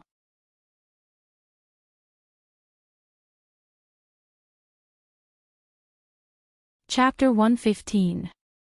As everyone knew, the formation of the wound originated from the contract between the god of the Cruz people, Martha, or the mother of the Erewhon people, and the four elf kings. It bound the chaos, also known as the Sea of Chaos outside the world, to form a boundary based on the 6 elements. Within this boundary, the outer layer was the elemental domain, and the inner layer was the infinite land. The power of the gods that guided the world's laws was reflected in the sky above the land, forming the sun, moon, and stars. Thus, life was born in the water and multiplied on the land. Blessed by the wind and endowed with wisdom by the fire, the mortal world was formed. However, outside of the 130 million laws set down by God Ahilu, through elemental law, the Sea of Chaos did not submit. It was also reflected in the sky, and was called the third moon by the cultists. It was also the sacred moon in the mouths of the shepherds, or the silver heavenly serpent, or the moon of magic described in the books of All for One. According to legend, the invisible magic moon would watch over the land from the west every decade during the summer moon, the moon of scrolls, and the moon of recovery. Therefore, these months were also the time when the wizards and witches were the most powerful, and also the time when the elementalists were the weakest. The magic moon at this time caused waves in the Sea of Chaos, and caused monsters to be born in the darkness under the influence of the magic moon. These monsters were what people called monsters. The magic tide drove them to attack civilized areas, causing the guardian lands of Ahilu to collapse inwards. The civilization's territory also shrank accordingly. In the early days of the Chaos era, the magic tide was a mortal enemy that almost every civilization had to face. This was also the reason why the Pioneer Knight existed. Even in modern times, the war potential of a country had to be prepared for the decline of civilization. However, the magic tide came once every 10 years, and the last time it came was just 2 years ago. It was still early for the magic tide that came once every 100 years, so people of this era were not too worried. However, after the magic tide receded, the monsters' lairs would not disappear. They would still produce monsters made of magic or mutated beasts over the years. Therefore, there were occasional reports of roads being cut off by monsters in the surrounding areas of major cities. In Erewhon, clearing out these monsters and lairs was the job of the guards and the Holy Cathedral of Fire. However, not all nests would be destroyed. In the long battle against chaos, the humans learned how to tame lairs, just like how their ancestors discovered how to tame wild beasts, using the products within for their own use. After a long period of research, the humans, elves, and even dwarves had also figured out a way to create a similar nest. For example, Buga's gargoyle lair was a classic example. Note, a typical gargoyle lair can only produce 2 gargoyles per year. However, the construction of the lair and the maintenance of the lair requires a large amount of resources. Therefore, even if a country relies on the lair as a war reserve, its war potential is not limitless. The tamed nest was similar to the Erewhon Wyvern Knight's mount and the Cruise's griffins.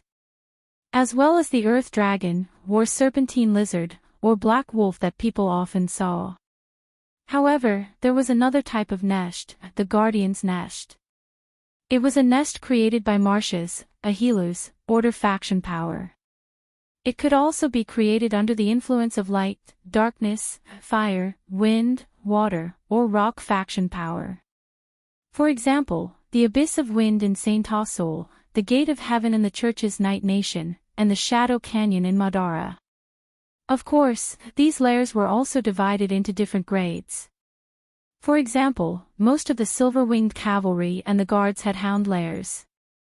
Although the annual production of these things was as high as 16, unfortunately, their combat power was only slightly higher than the average hound. Moreover, the lifespan of monsters gradually declined along with the magic that made up their bodies. Often, the lifespan of monsters was short. Even the long-lived dragon clan would disappear after 100 years. Compared to the real dragon clan, the difference was like heaven and earth. The stone nest that Brando mentioned was a type of artificial nest. It was a product of alchemy, and the monsters it produced were stone golems that had the combat power of 7 or 8 adults. This type of nest was relatively low level, but it was popular. Many nobles had such things in their territories. Even though the stone golems had low intelligence, they could still be used as soldiers. This was the first thing that came to Amandina's mind when she saw the stone necklace. If Brando wanted to build some stone nests, this necklace could save them a lot of money. On the other hand, Badam considered the increased production of the stone necklace. Thus, the 3 of them made up their minds to snatch the necklace. The starting price was quickly revealed. The stone necklace was not as valuable as the elemental revelation scroll, so its starting price was only 2,000 Tor coins. Each increment was 100 coins. Because he wanted to get it, Brando was not in a hurry to make a move this time. He waited for the others to make a move so that he did not reveal his intentions too early. The first bidder was born from the crowd.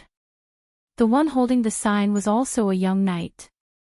Amandina and Badam glanced at him, but their expressions did not change.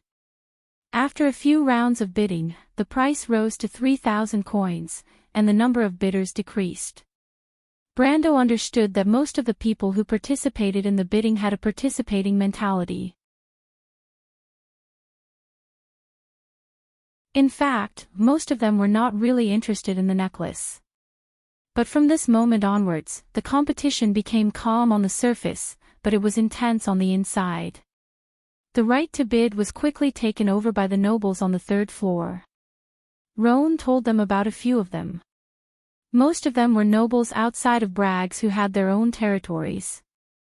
The price rose to 4,000 Tor coins, which was not a low price for the necklace. The true hunters began to compete. The starting price was 4,400, and the 3rd room on the right offered 5,000. The entire place was silent for a moment. Many people thought that the nobles had gone crazy. But even more people could not help but become restless. The sudden bid made some speculators realize that the necklace could bring them more benefits.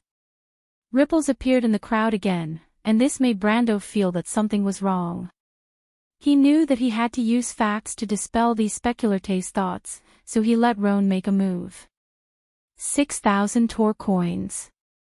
Silence again. The people who were eager to make a move immediately sensed that a war was about to break out, and all of them carefully retracted their hands.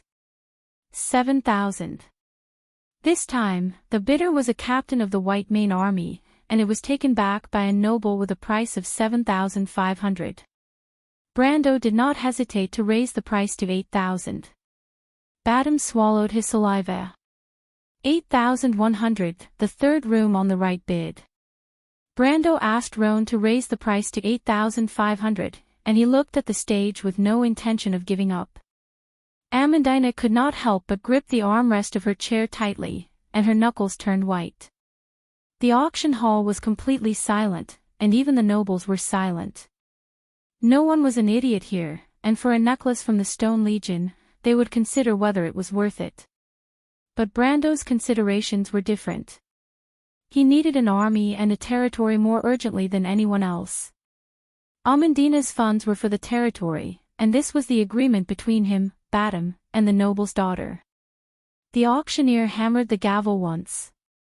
The captain of the White Mane Army was eager to make a move, but he hesitated for a moment and did not make a move in the end. After 3 hammering sounds, Brando obtained the necklace as he wished. Roan's men had already used his money to pay for the necklace and sent it over. Brando looked around, and after making sure that no one was looking in his direction, he carefully kept the necklace. This necklace could only be used in the Stone Burrow, and it could only be used as an exhibit for now. After the necklace from the Stone Legion, the auction gradually heated up. First, there were a few pieces of art that caused a fierce competition among the nobles. Then, there were 2 sets of bronze level 1 magic armor. These 2 sets of armor ignited the enthusiasm of the adventurers, mercenaries, and traveling knights. The auction was heated up for a moment, and the 2 sets of armor were sold for 40,000 Tor coins. After that, there were a series of items that stirred up the hearts of the people. Brando once again obtained a set of cards that were said to have magical powers. However, he didn't want the deck of cards. He just wanted to get his hands on the card of fate that was hidden in the deck of cards. In fact, when the auctioneer had brought the set of cards onto the platform, the cards in his backpack had immediately reacted. He and Charles had looked at each other and made a prompt decision to buy the cards. This time, he did not have any strong competitors. Only a few nobles who liked strange things fought with him. In the end, he successfully bought the card for 2,500 Tor coins. When Brando pulled out the card of fate from the stack of cards, he realized that it was a green card. On the front of the card was a picture of a group of green spiders that were born from a whirlwind. The number on the card was 3, and the cost was the corresponding wind element. Wind Spirit Spiders, Alicia's Prophecy 3, Wind 1x, Creature, Elemental Insect, Level 5 Creature, Pay X and Place X Green Creatures, Wind Spirit Spiders, Level 5, on the field. When the Wind Spirit Spiders die, choose a target and burn X mana. Born from a whirlpool, return to the whirlpool of mana. When Brando scanned the description of the card, he could not help but be slightly stunned. First of all, the card to summon a level 5 creature already made him feel like he was at a loss, and the price tag and description were even more puzzling. He thought for a moment and couldn't help but turn his head and whisper to the Shire, "What does this mean?" The Shire glanced at the card and smiled. If you want to know what will happen next, please go to www.chidien.com. There are more chapters. Support the author, support the original reading. Translator, Endless Fantasy Translation Editor, Endless Fantasy Translation.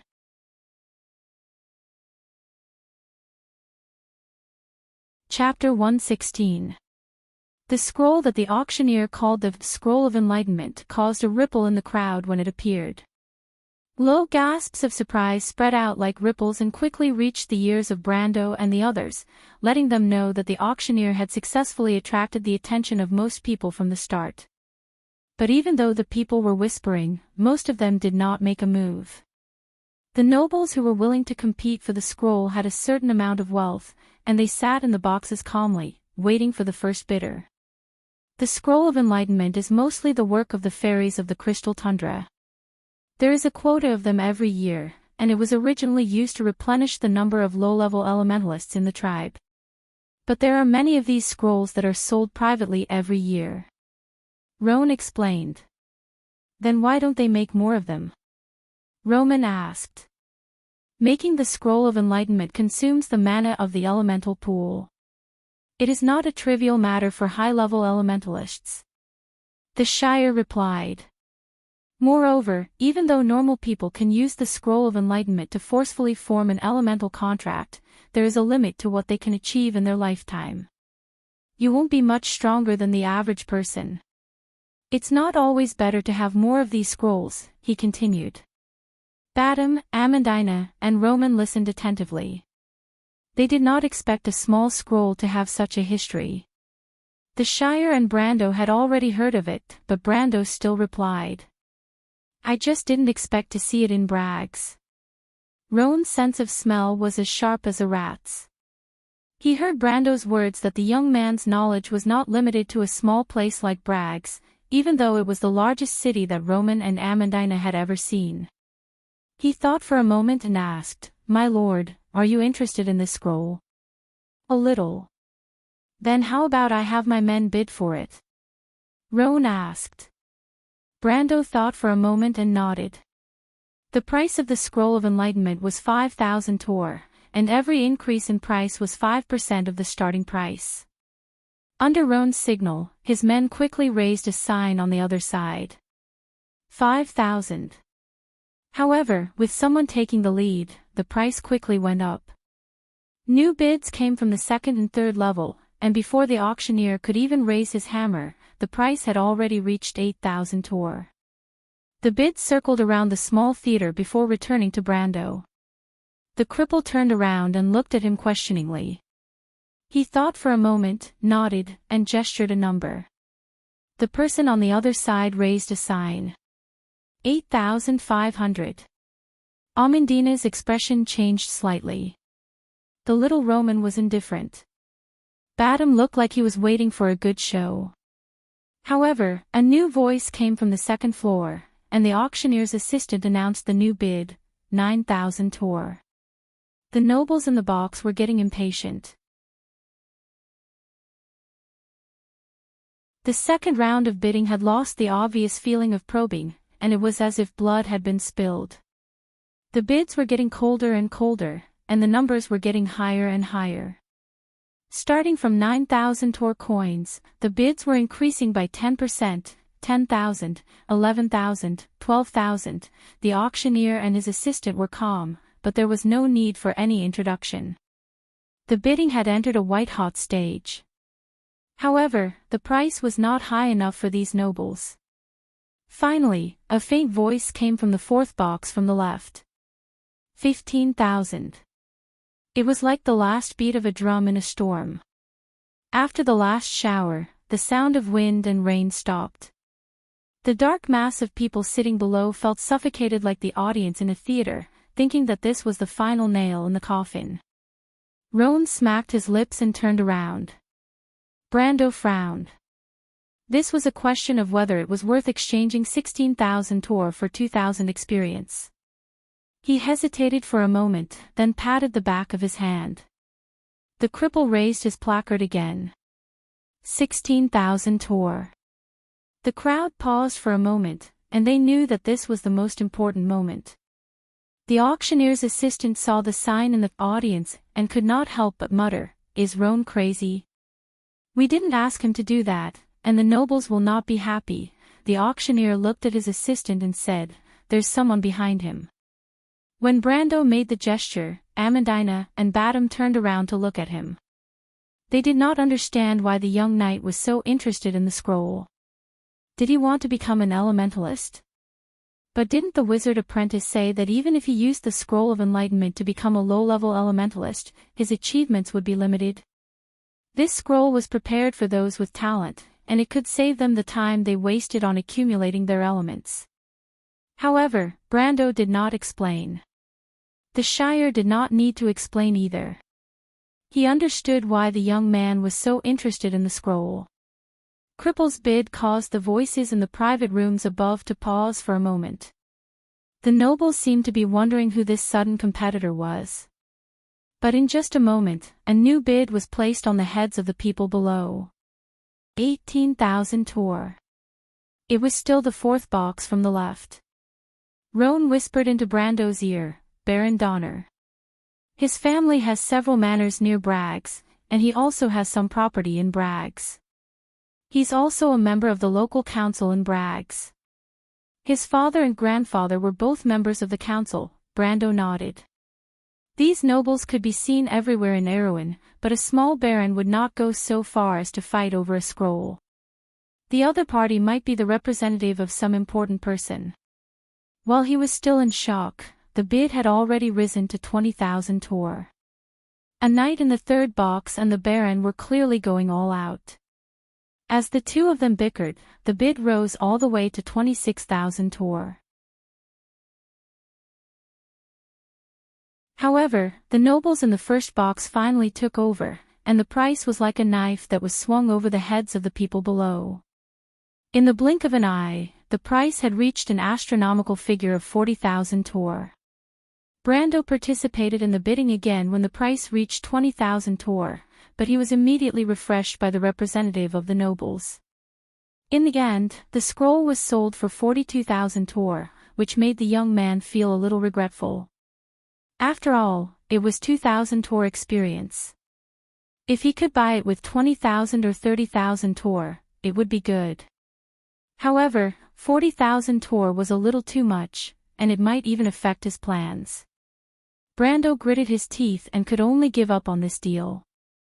However, he did not show it on his face, and did not let Amandina and Cripple see any clues.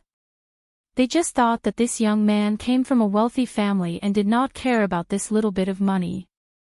After the first small climax of the auction, it entered the smooth transition that Brando expected. After that, several items were sold, and the prices were between a few thousand and 10,000 tor.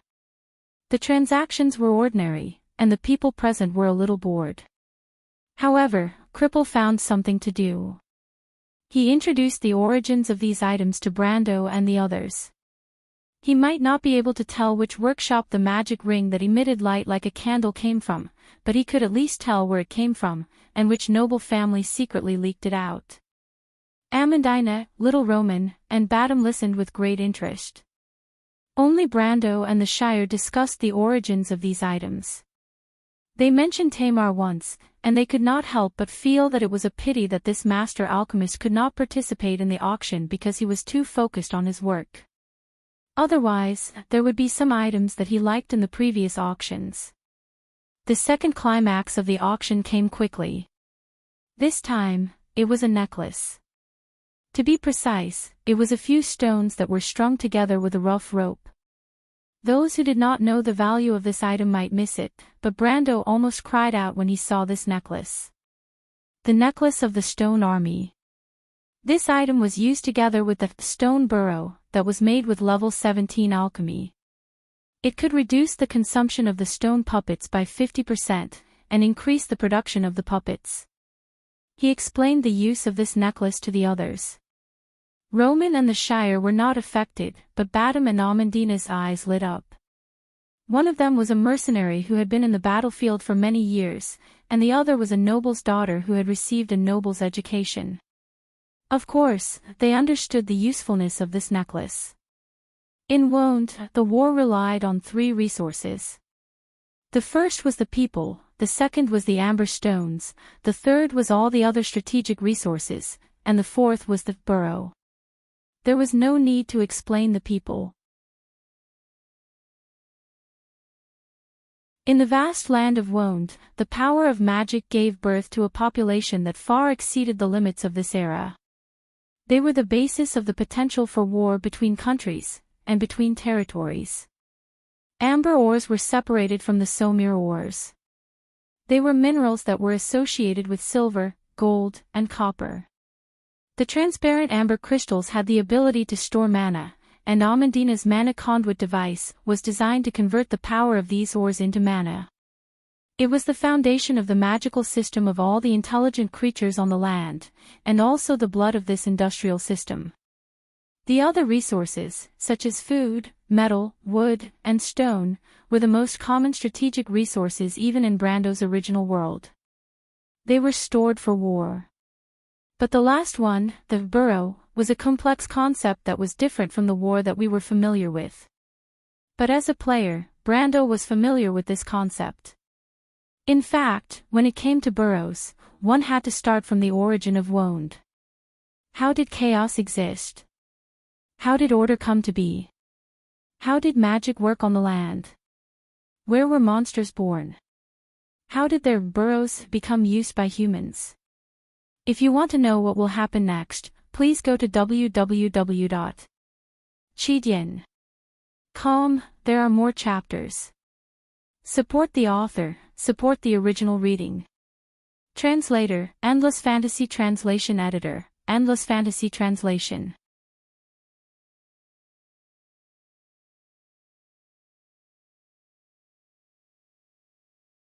Chapter 117. The Shire smiled when he saw the card. My lord, this is a rare wind card.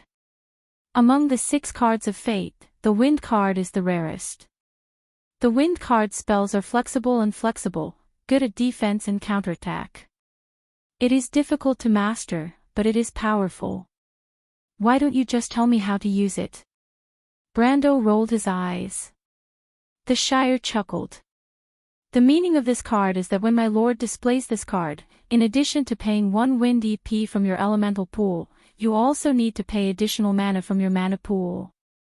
Every mana point can summon a wind spirit spider. Brando was stunned. He had 9 willpower and 15 mana points. Doesn't that mean he can summon 15 rank 5 wind spirit spiders at once? But Charles wasn't done yet. He continued, the dead wind spirit spiders will create a mana whirlpool. Each of them will absorb some of the mana in your enemy's mana pool. Brando sucked in a breath of cold air. How is this summoning spiders? This is clearly a group of living mana bombs. If he had a few hundred mana points in the future, wouldn't he be able to summon an army of wind spirit spiders at once? And if he was lucky enough to obtain the legendary orb of mana pool, wouldn't he be able to summon a terrifying mana-burning army at any time? He smacked his lips. At first, he thought this card was useless. But now, it seems that not only was it useless, it was also a terrifying killing machine. But before he could finish his excitement, Badam couldn't help but clap his hands and shout. Good, the show has finally begun. Brando raised his head and saw the glittering dwarven sword on the stage below. The faint green light on the surface of the sword almost explained its attributes. But the auction house obviously treated this as one of the last few items to be auctioned. The auctioneer picked up the sword and said, This is a sword forged by the dwarves. It is like a work of art, and its value is not low. I don't need to say more. However, on top of this perfection, an outstanding alchemist forged it into an outstanding magical sword, magic sword, he repeated. The auction house was silent for a moment. Those low-light magic items and pseudo-magic items were generally called alchemy items in public. However, only those truly powerful treasured swords could be labeled as magic swords. Since the auctioneer said so, it was obvious that he was holding such a treasured sword. There wasn't a single adventurer, mercenary, or knight who wouldn't be tempted by a weapon they could wield. That was why they couldn't help but hold their breath when they heard that. But as if to prove his words, the auctioneer suddenly swung his sword backward. Sparks flew as the sword hit the anvil behind him. Almost everyone in the auction hall heard a soft sound. After the sword passed, a deep cut appeared on the metal surface. Not only that, the traces of corrosion on the cut left a deep impression on everyone. Everyone sucked in a breath of cold air. Even the private rooms above were silent for a moment. The auctioneer put down the sword and clapped his hands. This sword is called the Heart of the Tree. The starting price is 25,000 tor. Every increment must be at least 5% of the starting price. Now, let's begin. Amandina frowned when she heard the starting price. Isn't it a little too high? She was a noble's daughter after all. She did not understand what a good weapon meant to those who risked their lives for it. Of course not, Badam shook his head decisively. If I didn't know that it was the Lord's work, I'm afraid that I would also bid for it. Most of the adventurers and peers here have some savings. I don't think that they would miss this opportunity. Unless he doesn't use a sword. As if in response to his words, the first bidder raised his sign as soon as he finished speaking. Then, there were people who raised their signs one after another. There was no need for the auctioneer to stir up the atmosphere, and the bidding for the sword had reached a climax. The price reached 60,000 tor at a dazzling speed, and only 4 or 5 voices were left in the hall.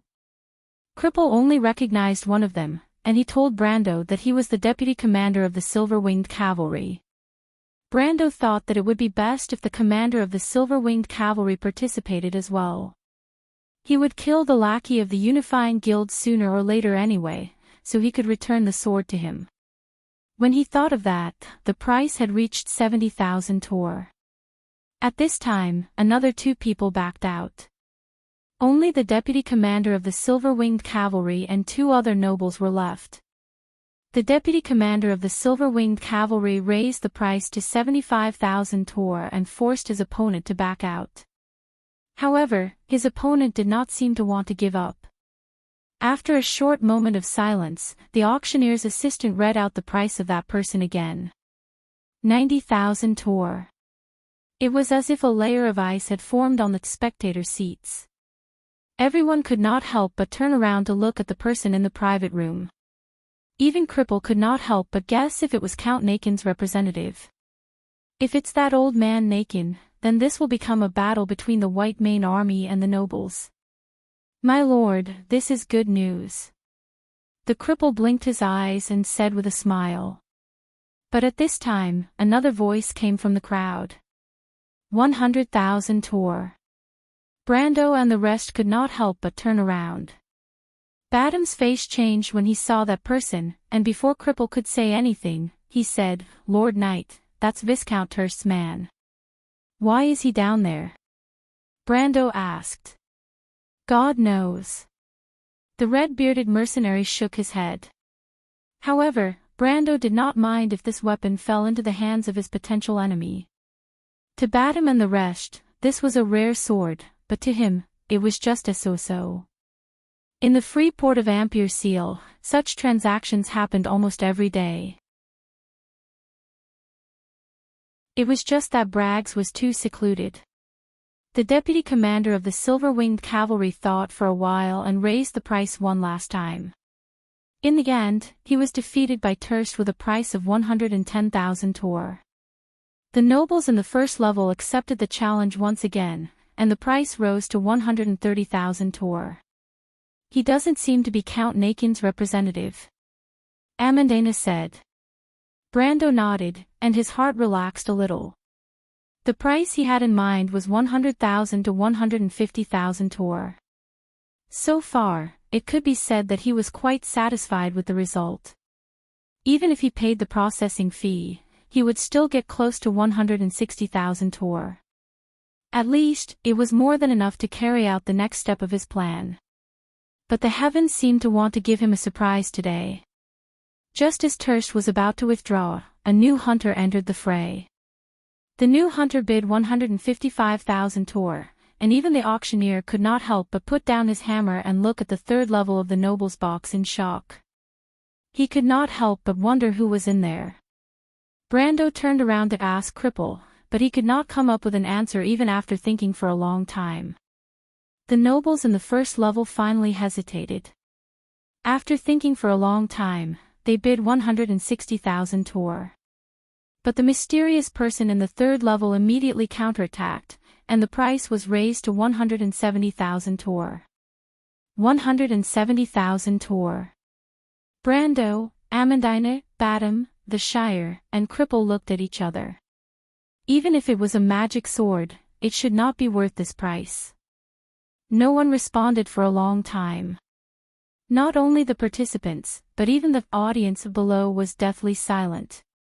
The auctioneer took a deep breath and finally reacted. Shakily, he raised the hammer. After 3 bangs, the exciting performance finally came to an end under everyone's doubts. What happened just now? 170,000 tor. Badam patted Cripple's face. Cripple, have you seen so much money before? Even Cripple, who was known for his vast experience, felt that it was unreal. Even though it was not the first time he saw hundreds of thousands of tor in an auction, the money had nothing to do with him. But this time, the money was more or less related to him. This little bit of connection was enough to make the profiteer of the Black Pepper Alley speechless. After all, he had been a loan shark for 20 to 30 years, and his savings were only a few tens of thousands of tor. Amandine clenched her sleeves tightly as she tried not to show any signs of shock. However, her expression was extremely awkward, and Seal couldn't help but laugh at it. When Brando went to see the little Roman, Amandine was very happy. She happily took out a small notebook and said, "Brando, we have capital now." Brando smiled faintly. On the other side, the auctioneer seemed to want the auction to end in an exciting fight.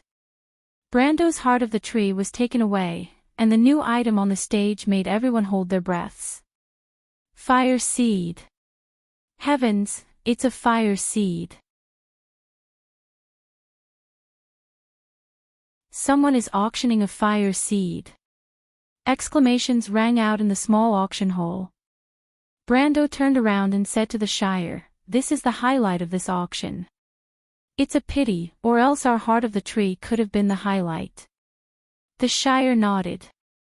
But Brando's words did not mean that it was a pity.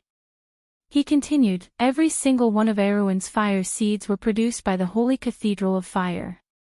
The Javier sect is selling them so openly, it seems like they are trying to raise money. But everyone knows that the Javier sect is siding with the royal family. I don't know what the royal family is doing this time that they need to use such a method to raise money." The Shire thought for a moment and replied, "Maybe it has something to do with the war." Brando thought for a moment, but there was no record of it in his memory. He nodded noncommittally, then raised his head and felt that the atmosphere around him had changed. A sense of tension had spread all around him, and he could not help but think that someone had already received the news and was prepared. "Are we going to participate?" Amandine asked from behind.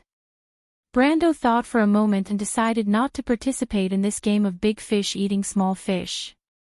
At least based on the current situation, the 200,000 tor that he had just received would not be able to gain any advantage in this competition. He shook his head and was about to say something, but the light around him suddenly dimmed again. What are these people doing now? Badam could not help but curse. But Brando and Roan had already seen the change in the auctioneer's expression. There's a problem. The young man and the black-hearted merchant reached for the nearest weapon at the same time. Then, without any warning, the torches on the walls suddenly extinguished, and the surroundings suddenly fell into darkness. To be continued. If you want to know what will happen next, please go to www.chidien.com to read more chapters. Support the author, support the original reading.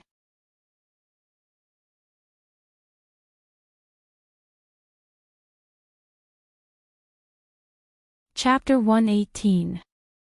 The surroundings were plunged into darkness. The screams of the ladies immediately filled the air. Brando and Cripple did not have time to look around, and had already drawn their swords from under their cloaks.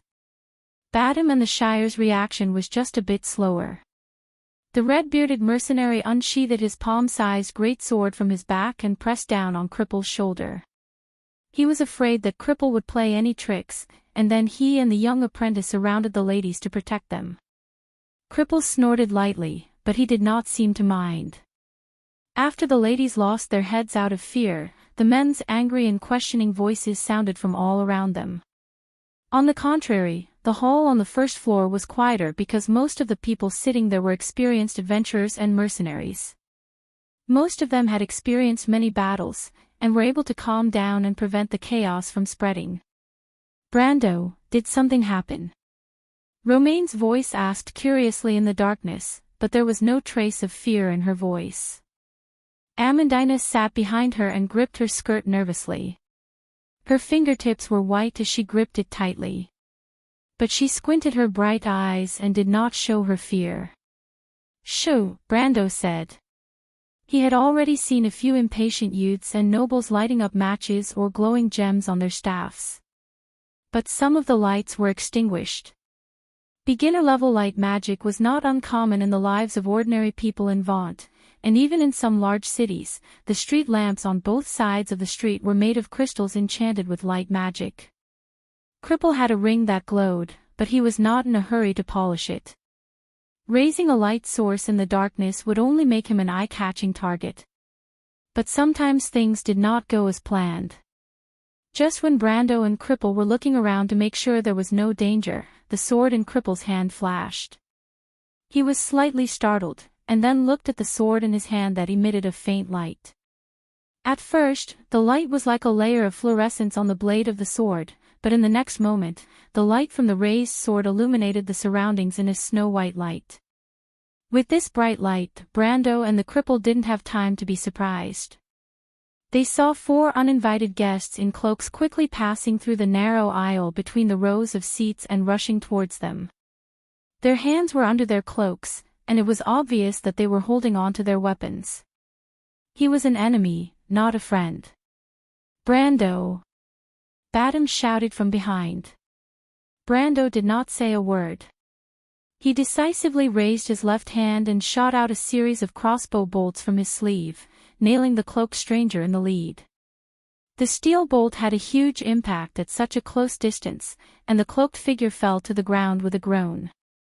He rolled backwards, and his companions moved to the sides to make way for him.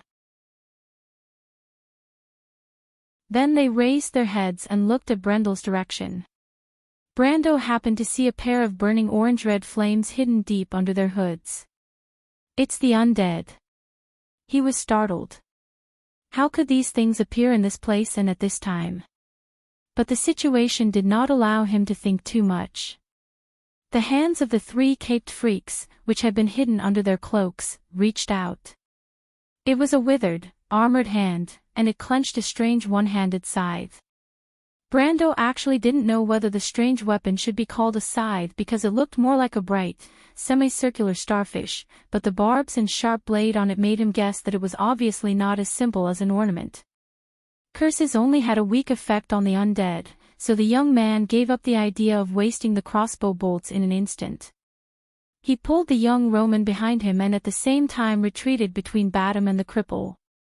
But the 3 cloaked strangers had already pushed aside the people in front of them and rushed over. Their target was obviously Brando, and the 3 scythes were swung at him without hesitation. Brando raised his sword and blocked the scythe of one of the cloaked strangers. The huge force from the sword almost made him retreat 3 or 4 steps and almost knocked over the seat behind him. The young Roman screamed, but Amandina had already grabbed his hand and dragged him over. The noble girl hugged the merchant girl and lowered her body to the ground and crawled in another direction. She was extremely nervous, but her mind was unusually clear, as if her every move was a subconscious one. Badham also stretched out his sword from behind to block a cloaked stranger, but he immediately groaned, obviously not feeling too good. "Upper iron ranked strength." The red-bearded mercenary shouted. "Undead terracotta." Brando at this time also recognized the identity of his opponent. Undead terracotta was a type of puppet creature, but it was just an evil creature that was created by a necromancer injecting a warrior's soul into an empty armor. In the game, the level 31 to 33 undead terracotta was the main force of Madara's irregular army, but they were agile and good at hiding their presence.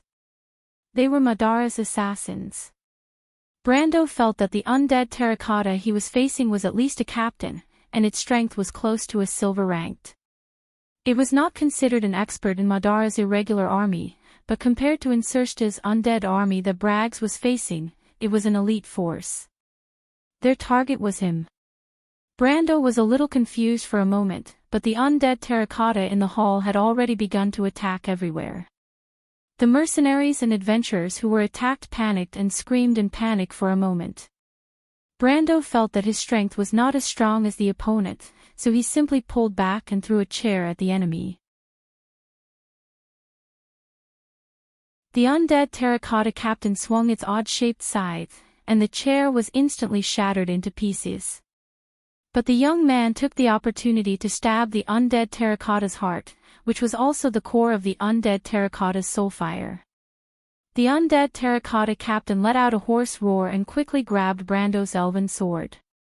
Silver-white flames immediately rose from between its fingers, and the purifying fire penetrated deep into the soul and bone marrow, causing the undead to scream immediately. But not only did it not let go, it instead swung its scythe at Brando's arm. Damn it! Brando gritted his teeth. It was not that he had not fought against undead terracotta in The Amber Sword. But that was after he had reached a very high level. But even so, the opponent's fearlessness left a deep impression on him. That was why when the undead terracotta captain grabbed the Thorn of Light in his hand, he felt that something was wrong. He immediately let go of his hand and took a step back, dodging the enemy's scythe. At such a close distance, without the Thorn of Light, Brando had lost all means of attacking. He could still use the Ring of the Wind Empress, but he could not guarantee that he would not injure the Roman and Amandina. There was not enough Earth EP to pay for the Holy Sword card, and it was useless even if it lost energy. The Wind Spirit Spider could be used, but at this distance, before he could summon the Wind Spirit Spider, his opponent would have already chopped him into pieces. The hesitation only lasted for a moment. Brando immediately lowered his center of gravity and suddenly leaped forward. He grabbed the undead terracotta captain's waist and slammed him down, causing the undead terracotta captain to lose his balance. Together with Brando, the two of them crashed into 3 rows of chairs. Brando's body was in so much pain that he felt like his bones were about to fall apart, but his mind was very clear. He immediately got up with the undead terracotta captain. The undead terracotta captain grabbed its scythe. Brando immediately grabbed the elven sword that had fallen to the side. The undead terracotta captain seemed to be struggling to get up, but Brando was faster than it. He activated the charge skill and rammed into the undead terracotta's chest. The power of 10 times the speed was terrifying, and the undead terracotta captain that was close to a silver tier was sent flying in the opposite direction. At the last moment, the undead terracotta captain stabbed its scythe at Brando's shoulder. Wood tenacity! Brando shouted in his mind. His skin quickly turned into wood, but the undead terracotta captain's scythe had already broken through the layer of faint blue light around his body. It was the magic defense provided by the conflicting aura, and cut deep into his wooden skin. Blood splattered everywhere. Brando clenched his teeth to prevent himself from screaming, but he was in so much pain that he broke out in cold sweat. He threw the scythe on the ground, and looked at the undead terracotta captain that had fallen into the crowd. He did not dare to delay and immediately took out the Wind Spirit Spider card. Display, Card of Fate, Wind Spirit Spider. A row of attributes immediately appeared in his vision: Wind Spirit Spider, 8 HP, 4 MP, 1, 9 Strength, 2, 7 Dexterity, 1, 0 Vitality. The last 3 stats were all. Its attack method was Bite, basic damage 1-1. Its special ability was Incorporeal. Incorporeal creatures can only deal 1/3 of the damage, so the undead terracotta captain that had lost its weapon would have a hard time killing the spider. But Brando knew that the undead terracotta captain was not only facing one wind spirit spider. There were 15 of them. He pointed forward, and 15 large and small green whirlpools immediately appeared behind him. Spiders with half of their bodies made of whirlwinds shot out from the whirlpool. These little creatures were like rays of green light. After a few turns on the ground, they shot towards the terracotta captain who had just stood up. One wind spirit spider had the strength of 2 ounces, and although the strength of 15 spiders could not be simply accumulated, it was enough to stop the undead terracotta captain that was close to a silver tier in strength. The spiders hung on its body and bit with all their might. The undead terracotta captain screamed in anger and threw the spiders on the ground, but its actions were futile. Because Brando had already grasped the opportunity. While the undead terracotta captain was distracted by the wind spirit spiders, he rushed forward and stabbed his sword into its chest.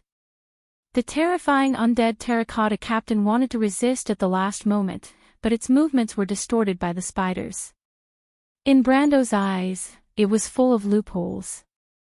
The sword pierced through the heart. The undead terracotta captain screamed in dissatisfaction, and its vital parts were heavily injured, causing the thorn of lights, purifying flames, to deal 4 times the damage in an instant. Brando watched as the undead terracotta swayed and turned into a pile of ash-gray armor in the pure flames. 700 EXP obtained. He turned his head and saw Badam, the Shire, and Roan working together to fight against the 2 undead terracotta's attacks. Amandina had already pulled the Roman to another side to hide. Then, a loud noise came from above the auction hall. Brando raised his head and saw a black shadow falling from the box above and crashing to the ground. There was a moment of silence in that direction, and then a series of screams sounded. Sir Rosal. Lord Martha, it's the vice-captain of the Public Order Cavalry, Mr. Rosal. They killed him. Brando's heart tightened when he heard this. It seems like these damned undead terracotta aren't here for me. Insursto wants to attack the higher-ups of the Brags. What is he trying to do? There is no record of such a thing in history. While he was puzzled, he suddenly saw the doors on the side of the trapezoidal theater suddenly open. There were a total of 5 doors, and rows of white skeletons holding bows and arrows walked out from behind the doors. The youth's eyes narrowed in an instant. So many undead. What is the manager of the auction hall doing? What are the Public Order Cavalry doing? What are the Silver-Winged Cavalry and the Public Order Cavalry doing? How did they get in? Brando wanted to curse at this moment. P.S. What a tragedy, because it's too painful to only have a small bowl of porridge for every meal. I couldn't help but eat a piece of squid and some rice. Now, I'm starting to rebel again. I don't know if it's the squid or the rice. I'm better off dead than alive. Everyone, please pay attention to your health. In my pain, this is the only chapter for today. Please forgive me. If you still want to ask for votes, I'm ashamed __, smiley face, to be continued. If you want to know what happens next, please go to www.chidian.com. There are more chapters. Support the author, support the original reading.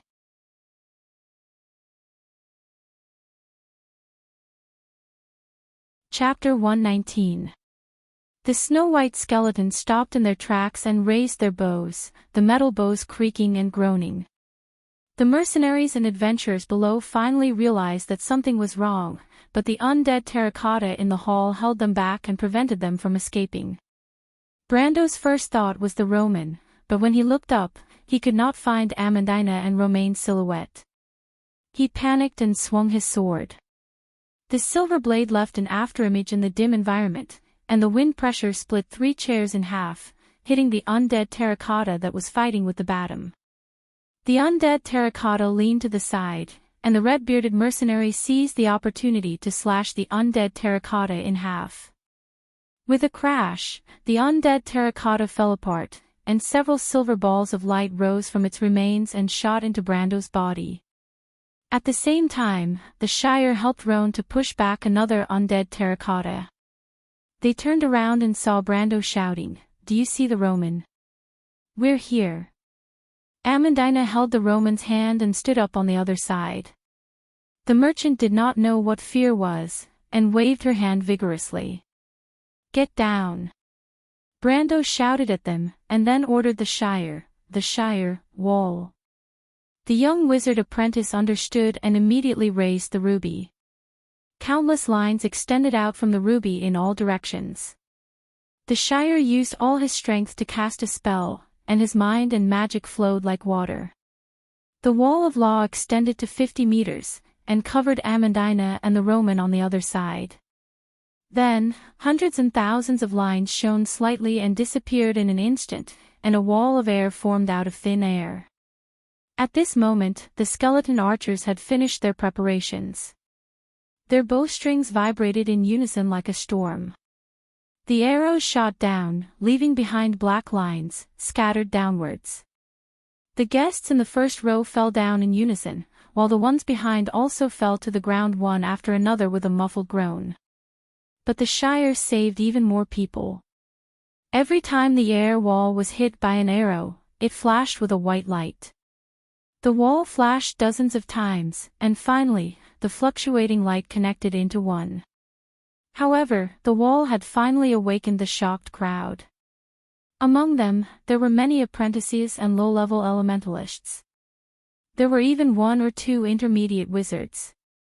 Most of these people did not understand what was going on at first, but now they understood. They stood up, twirled the rings on their fingers, or simply chanted aloud. The wizards stretched out their hands, and streaks of white light appeared from the crowd, extending towards the door above the auction house. There were even one or two weak fireballs. What followed was a series of explosions. Air currents, bone fragments, dregs, wood shavings, and dust flew everywhere. At least Brando saw several skulls bouncing and rolling down not far from him.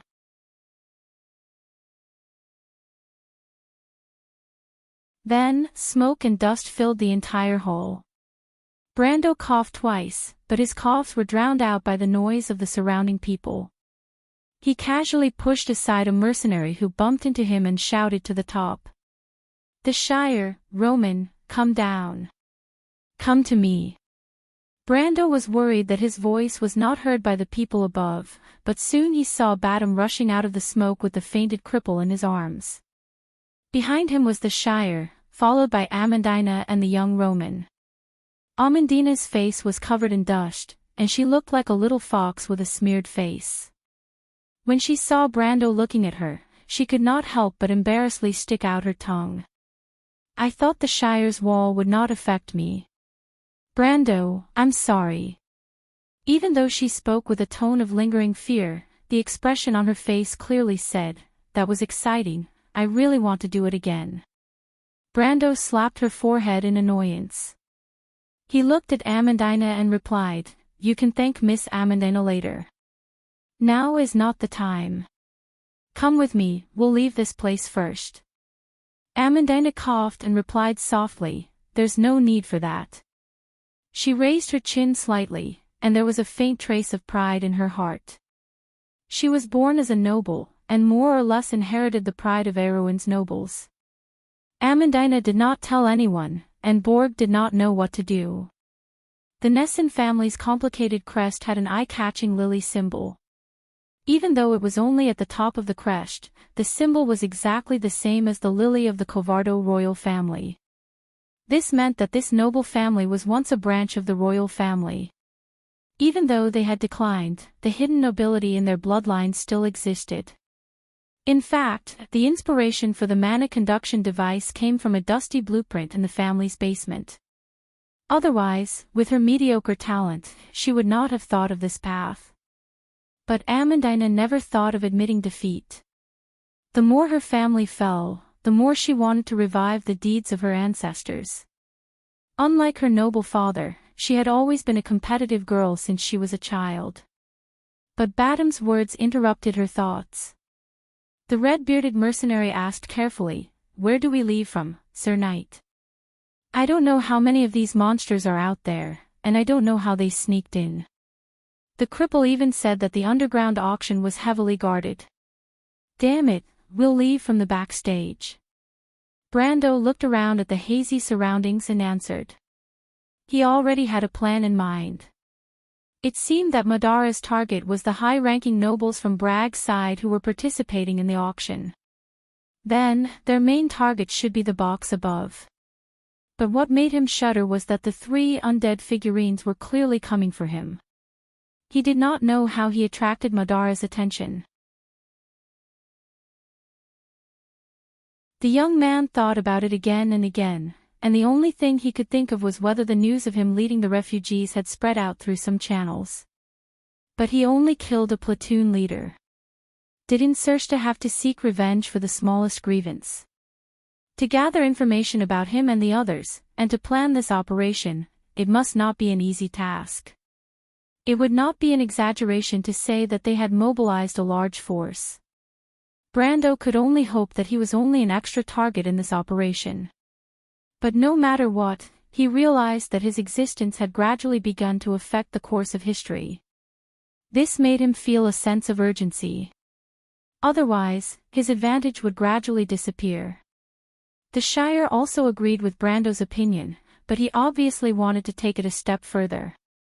This young wizard apprentice had clearly analyzed the previous discussion between Brando and him regarding equipment, attributes, and experience. His suggestion was that leaving from the backstage was obviously more advantageous for them to fish in troubled waters. The auction items and money that had not been sold in time were obviously a huge treasure trove. If Freya was here, she would definitely express her dissatisfaction with the Shire's suggestion. But it was a pity that this kind and righteous future goddess of war was waiting to be rewarded at the headquarters of the Silver-Winged Cavalry.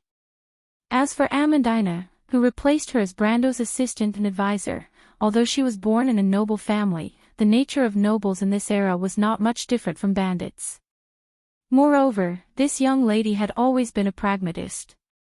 When she heard the Shire's suggestion, not only did she not stop it, she immediately supplemented it with her own wisdom, striving to make the plan more feasible. As for the little Roman and Badam, the former was eager to participate in all the exciting and amazing adventures, and did not care whether this was illegal or not. Moreover, the underground trade itself was not something that was legal. As for the latter, as Brando's retainer, he would not object. Not to mention the unconscious cripple, even if he was not unconscious, he would probably raise both his hands and feet in agreement. Just like the rumors that were circulating in Bragg's bar, if there was anything that would make the cripple of Black Pepper Alley happier than taking advantage of others, it would definitely be taking advantage of others. Seeing that his nominal subordinates were still thinking about how to earn money in such a dangerous situation, Brando could not help but wonder if this was a good thing or a bad thing. But speaking of which, this style was exactly the same as his performance in The Amber Sword. Back then, Sophie, who would risk her life for money, was a well-known name for a period of time. Of course, that was also because he was too poor in the early stages of the game.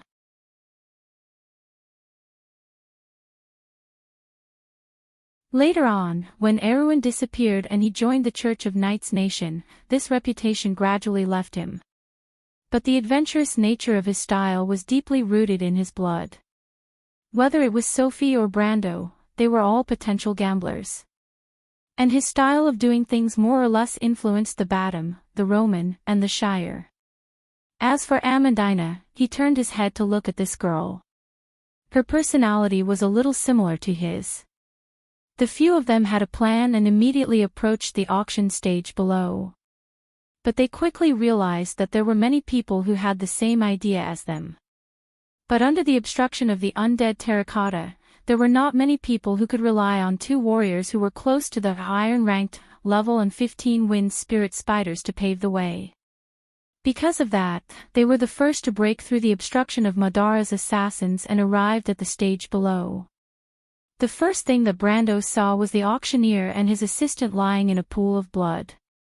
The place where the tinder should have been on the stage was already empty, and the treasure that gave a lot of bonus points was nowhere to be seen.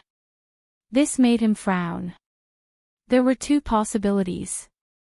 One was that the undead had taken the tinder, and the other was that there was something to think about.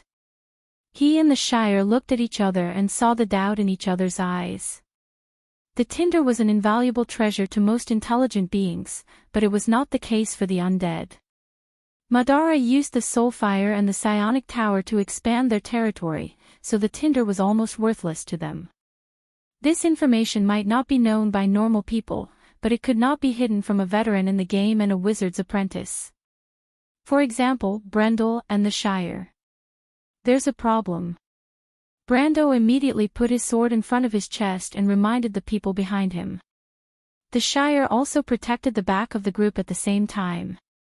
What's going on? Badam asked. However, as soon as he finished speaking, a red behemoth descended from the sky and landed on the platform with a boom. With a loud crack, the red behemoth created a huge hole in the wooden platform, causing the entire platform to be filled with smoke and dust. P.S. It's better today. Sigh, I still can't eat meat. What a tragedy. If I recover tomorrow, I will start to make up for what I owe these 2 days. Sigh, I hope everyone can forgive me. It's already the 30th today. Please continue to ask for monthly votes and subscriptions.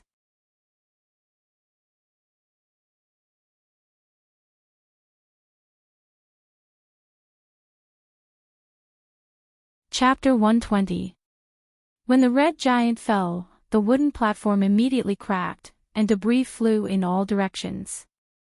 Brando covered his face with one hand and looked forward. Through the smoke and dust, he saw a giant skeleton about 3 people's height standing up. It wore a huge crusader helmet with a fiery red hydra pattern on it. Brando sucked in a breath of cold air when he saw it. This was Madara's general's guard, the crusader executioner. Brendel felt his scalp go numb. It was as if a bucket of cold water had been poured over him from head to toe. Even his heart had turned cold, and he did not even have the mood to fish in troubled waters. But now, he did not care at all. He almost could not speak, but he coughed and did not dare to hesitate. He immediately said to the people behind him, "Retreat, retreat, leave this place, follow me." His voice was rarely stern, and he was not even this nervous when he faced the undead army. If he could, he would have cursed out loud. What are those bastard guards of Bragg's doing? They let this thing in, why don't they just open the gates and surrender? Badam and Amandina might be a little confused, but Brando knew what the Crusader executioner was. In this place, it was not an exaggeration to say that it was the Grim Reaper. This was not an ordinary undead creature, and it was not even a type of undead summoned by a necromancer. It was a nest creature. Madara only had a few types of high-level undead, and it was one of the undead that had a physical body. The only other undead that had a physical body were the Flesh Golem and the Black Knight. It was a high-level undead. It had the strength of a mid-level silver. Brando saw that the Crusader executioner did not seem to have recovered from the shock of falling from the sky. He did not think about anything else and immediately pulled the others to the left. There was a small door under the platform that led to the backstage, and that was their goal. Badam and the Shire reacted quickly. The veteran mercenary immediately felt the aura of despair from the Crusader executioner. It was a kind of aura that was filled with killing intent. Perhaps only a veteran like him could taste this kind of aura. This giant skeleton wearing fiery red armor and holding a giant axe was definitely not to be trifled with. The group quickly passed under the platform, but the bad news was that the undead had finally stood up, and the only enemies around it seemed to be their group. Brando pushed Amandina and Roman into the door, followed by the Shire and Badam. He looked back. The 2 red soulfire and the monster's black eye sockets had locked onto them. It raised its axe and stood shakily from the platform, making creaking sounds. Brando. Roman was confused. Don't say anything, listen to me. Brando immediately entered the door and closed it tightly. Fortunately, the door was made of pure iron, and they did not know whether it was for defensive purposes or not. That was why they were able to hold on for so long. Is that thing very powerful? What should we do? Badam asked. Brando calmed down and replied, let me think, I might have an idea. He calmly released the wind spirit spiders as he spoke, and allowed them to crawl out of the room through the cracks. In an instant, he had a draft in his mind, but he was a little hesitant. Wasn't this too dangerous? His greatest hope was that the monster would go after the others. After all, there were so many people in the hall, and it was not worthwhile for it to chase after them. But before he could finish his thought, the iron door suddenly shook, and the huge force from the door made him fall forward. The others were shocked, and Badam and the Shire quickly rushed forward to block the door. Brando crawled up from the ground and returned to his original position. At this moment, he finally gave up on any hope and said with determination, there is only one way. You guys run first, split up. I'll hold this thing back. Brando. It was the first time that Roman saw the young man's uncertain expression, and the excitement in her heart seemed to have been washed away. Her worry was the same as when she was in Butchie. She wanted to stay and face the enemy with Brando, but this time, the young man wanted her to leave first. This was not a battle that belonged to her. Brando knew that the Crusader executioner's strength was close to 47 ounces, and it was not something that the current Badam and the Shire could fight against. If they fought against this monster, they would only be killed in an instant. The Shire was fine, at most he would not be able to use his Highland Squire card for a while, but Badam, Cripple, Amandina, and the little Roman were all people that he could not afford to lose. He had thought it through in an instant. Right now, he was the only one who could use his familiarity with this terrifying monster to lure it away and find a chance to escape. But when he looked at the huge monster that had just turned its head, and the two red soulfire and its black eye sockets locked onto them, he was not confident at all. After all, this was a monster that was close to the middle of the silver rank, and it was not like the zombie outlander Captain and Ebden of this era who had not reached the silver rank, or who had just reached the silver rank. Brando had thought of giving up on Badam, Cripple, and even Amandina, and let these subordinates buy time for him. He had the ability to do so, because other than him, they were not familiar with this terrifying undead creature. Sometimes, a small mistake in judgment was enough to change a lot of things. In fact, such a thought flashed through his mind, but the young man shivered and rejected this tempting idea. He could not tolerate himself doing this, and even thinking about it made him shudder. He thought that if he could break his promise and give up on Badam, Cripple, and even Amandina, then one day he could give up on even more people. Freya, the Roman, the princess, and everything he held on to would become a cold-blooded monster just for himself. Brando shook his head and threw this cold thought out of his mind. In just an instant, he was sweating profusely as if he had just experienced a battle between heaven and earth. He said in a low voice, "You guys run first, split up. I'll hold this monster back." Badam stopped in his tracks. "My lord, you're the lord, how can we abandon you?" This experienced mercenary with a fiery red beard who was good at reading people's expressions completely put himself in the role of a retainer at this moment. Even he himself didn't realize it. It was natural. "My lord, this is the General's Guard of Madara's undead army. You are not its opponent, please let me buy time for you." The Shire put his hand on his chest and answered seriously. "You know it." Brando was surprised. "Brando," Amandina pulled her hand out of Badam's hand. She turned around and said with a serious face, "We don't need you to be a hero, we've entrusted our ideals to you. At least, we hope that you can reconsider your promise to a weak woman." What are you talking about, Amandina? Badam grabbed the girl's shoulder and lost his temper. But the second impact came quickly, and the three of them felt the terrible power of the door this time. Brando realized that there was not much time left, and he pointed his sword to the back and said in a low voice, "Since when did a woman have the right to interfere in a man's battle? Badam, take her away." "Mr. Brando, you..." Amandina was stunned, but she took a deep breath as if she suddenly understood Brando's meaning. She stopped and looked at the knight with a complicated expression. "Brando, what about me?" The Roman blinked and asked. "Aren't you a woman?" Brando replied in an annoyed tone. "Oh." The little Roman was a little disappointed. Since it was an order, Badam had no room to disobey. He could only nod and leave with Amandina and the Roman from the other side of the stage. He turned around and saw a small hidden door behind the cloth curtain. Most underground auction houses had such an emergency passage that led directly to the showroom. Sometimes it was manually or magically powered. On one hand, it was convenient to move goods, and on the other hand, it was to prevent possible interrogations.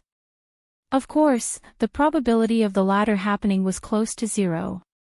At the same time, Brando also breathed a sigh of relief. If he dared to say that women should not be involved in war in the Amber Sword, the senior and leader who had been guiding him all this time would have beaten him to a pulp. But unknowingly, he had become a competent leader himself. And the old players and seniors who had gone through ups and downs with him had left one by one, leaving him to fight alone. It was like this in the game, and it was the same here. Although Brando had confidants such as the Roman and Freya, subordinates such as Badam and Reto, and the intelligent Amandina as his aide, he could not help but feel lonely. However, he still couldn't help but feel lonely. Perhaps no one would understand why he was working so hard. He turned around and looked at the Shire.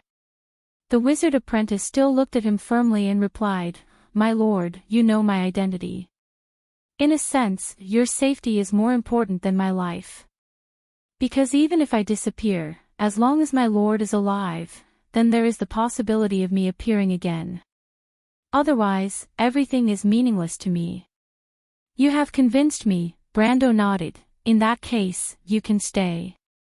The door finally opened with a click. The tip of the blood-red axe extended from behind the door. The door shook violently, and the Shire and Brando who were pressing on the door bounced back. But this time, they did not block it. Brando waved to the Shire and shouted, "Come, let's go to the other side." With that, he stood up and dragged his squire to his feet. He glanced behind him and then ran towards the door on the other side of the hall. The Crusader executioner swung the axe again and finally broke through the door. It lowered its body and crawled in. Just as it was about to look around, a ray of white light hit its head, and the spell instantly disintegrated. The terrifying undead creature turned its head and immediately saw Seal and Brendel at the side. In fact, the young wizard apprentice was still maintaining his hand gesture. "Over here, you brainless undead." Brando sneered. The skeleton in blood-red armor roared and immediately chased after them. It straightened up, and the wooden and stone ceiling was smashed into pieces like tofu. The Crusader executioner had 22-ounce agility, so although it looked huge and clumsy, it was actually astonishingly fast. As soon as it moved, its huge body was already in front of Brando with a cracking sound. But Brando already knew this, so when he saw that the Shire's attack was ineffective, he immediately dragged the ladder and rolled sideways into the door. Just as they escaped, the Crusader executioner smashed the door frame with a bang. The monster stepped on the stone chips and walked into the room. It saw Brando and the Shire had already climbed up from the other side. Brando stood up, panting, but he was not as nervous as he was when they were escaping from Butchie. On the contrary, his mind was clear at this moment. He knew that he and the Shire would not be able to deal any damage to this high-level undead, but he was not without a chance of survival. At least he knew that he had two options. The first option was to hold on until the silver-winged cavalry arrived. Although the silver-winged cavalry was a lackey of the All-for-One, he was not on the same side as Madara. Moreover, he was a knight with the strength of a lower gold rank, so it was easy for him to deal with this monster. He did not even need to do it himself. The silver-winged cavalry was the elite of the White Mane Army, and the platoon leaders were all at least silver rank. Any one of them could easily kill this brainless undead. But the Crusader executioner was right in front of him, and he doubted if he could hold on for that long. It was not impossible for him to lose his head in the next moment. After thinking about it, Brando realized that it was more realistic to rely on himself, so he could only choose the second option. And that was to find the Elemental Revelation Scroll. P.S. It hurts, I shouldn't have eaten that squid. I really only ate one, why is it so strong? My stomach hurts so much today. He clenched his teeth and wrote 2 chapters. This is the first chapter, the second chapter will be released later. I'll grit my teeth and beg for a guaranteed monthly ticket for next month. Everyone, please support me when you see that I'm seriously injured and can't leave the front lines.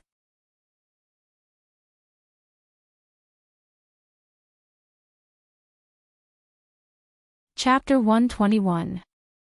He needed to find the Scroll of Elemental Enlightenment. In fact, using the Scroll of Elemental Enlightenment to open the elemental pool did not take much time. Since it was the first time the elemental pool was opened, it would absorb the rich elemental power contained in the scroll. The 4 elements would then fill up the new, almost shapeless small pool. As long as he had those elements, he could pay for the holy sword. With the sacred sword, even if he couldn't deal with this thing, he should have no problem protecting himself. This was also the reason why he released those spiders before. He thought that the wind spirit spiders, born from elements and magic, would be better than him in finding such an item. Brando instantly figured out the whole plan. He turned back and shouted, "The Shire." "I understand, my lord." The young sorcerer apprentice turned his head and smiled. "Good luck, my lord." "I hope to see you again sooner," Brando nodded seriously. His wizard squire had already raised the ruby in his hand. Countless white lines stretched out from the ruby between his thumb and index finger. These white lines, or rather, the part of the 130 million laws that were set by Martha on the other side of the world that were related to defense, blocking, and reaction forces were selected in an instant. They lit up and intertwined with each other. The solid wall emitted a golden light and then disappeared into nothingness. The skeleton in blood-red armor swung his axe and swept it on the wall. Ripples spread out in circles. The ruby in the Shire's hand cracked, but this little wizard apprentice continued to maintain his spell at the cost of overdrawing the medium. "Let's go," he said in a low voice. Brando turned back and looked, then turned and pushed open the door on the other side and rushed out. He did not know who had the Scroll of Elemental Enlightenment at the moment. Although it was said that the underground trade could be done on the spot, the nobles wanted to maintain their dignity. Therefore, they would usually let the auctioneer send the auction item directly to their residence after the auction. So he had a chance. He quickly walked through the corridor. The showroom was in the direction that Badam and the others had left in. However, such a building would usually have an emergency passageway. If he could find it, it would be much easier. However, he opened the doors on both sides one by one. As he continued to be disappointed, he gradually became anxious. Soon he heard a loud noise behind him. It was the sound of the Crusader. It did not seem to have given up on chasing him. The Shire is dead. Brendel could not help but check his own status. The Highland Squire's card was showing a rare grey color, and it was displayed in the center of all his cards. It was the same for the Wind Spirit Spider card. The previous loss had caused half of the card to turn grey. It seemed that summoning cards would face the threat of a graveyard. He hesitated for a moment before recalling the rest of the wind spirit spiders. It was difficult for him to find the right target in this auction house alone. However, the wind spirit spiders that were born from elements and magic would have a much easier time finding the location of the elemental revelation scroll or the person who held it. But when he turned around, the voice behind him caught up again. It seemed that the terrifying undead did not intend to give him the time to do so. At the same time, a wind spirit spider shot out from one of the rooms and landed at his feet. It stopped for a moment, then immediately scurried in another direction. Found it. Brando was shocked and immediately chased after it. He was much more agile than the wind spirit spider, so it was not difficult for him to keep up with it. However, the heavy voice behind him was getting closer and closer. His heart could not help but beat faster. How far was it? Would it catch up with him? Was it the elemental revelation scroll? There were too few factors that he could be sure of, but Brando could only grit his teeth and take a gamble. He turned around the corner with the little green creature and saw a few corpses lying on the side of the aisle. They seemed to be the staff of the auction house. There were enemies. Brando was alarmed, but he immediately saw a few skeleton soldiers wearing black chainmail and holding long swords staggering out from the doors on both sides of the aisle. He immediately heaved a sigh of relief. The young man immediately activated his charge skill and ran past these low-level undead like a gust of wind. About a month ago, these skeletons were his mortal enemies, but now they were no different from real cannon fodder in front of him. The first skeleton in front of Brando's eyes slowly extended its sword towards him, but Brando's speed was 10 times faster. The skeleton's sword was still in the air when the skeleton's hand was separated from its joint. A white flame emerged from the wound, and the flame was quickly directed to the skeleton's body by a ray of silver light and set it ablaze. Brando ran past 7 skeletons in an instant. He withdrew his sword and the skeletons immediately fell apart behind him.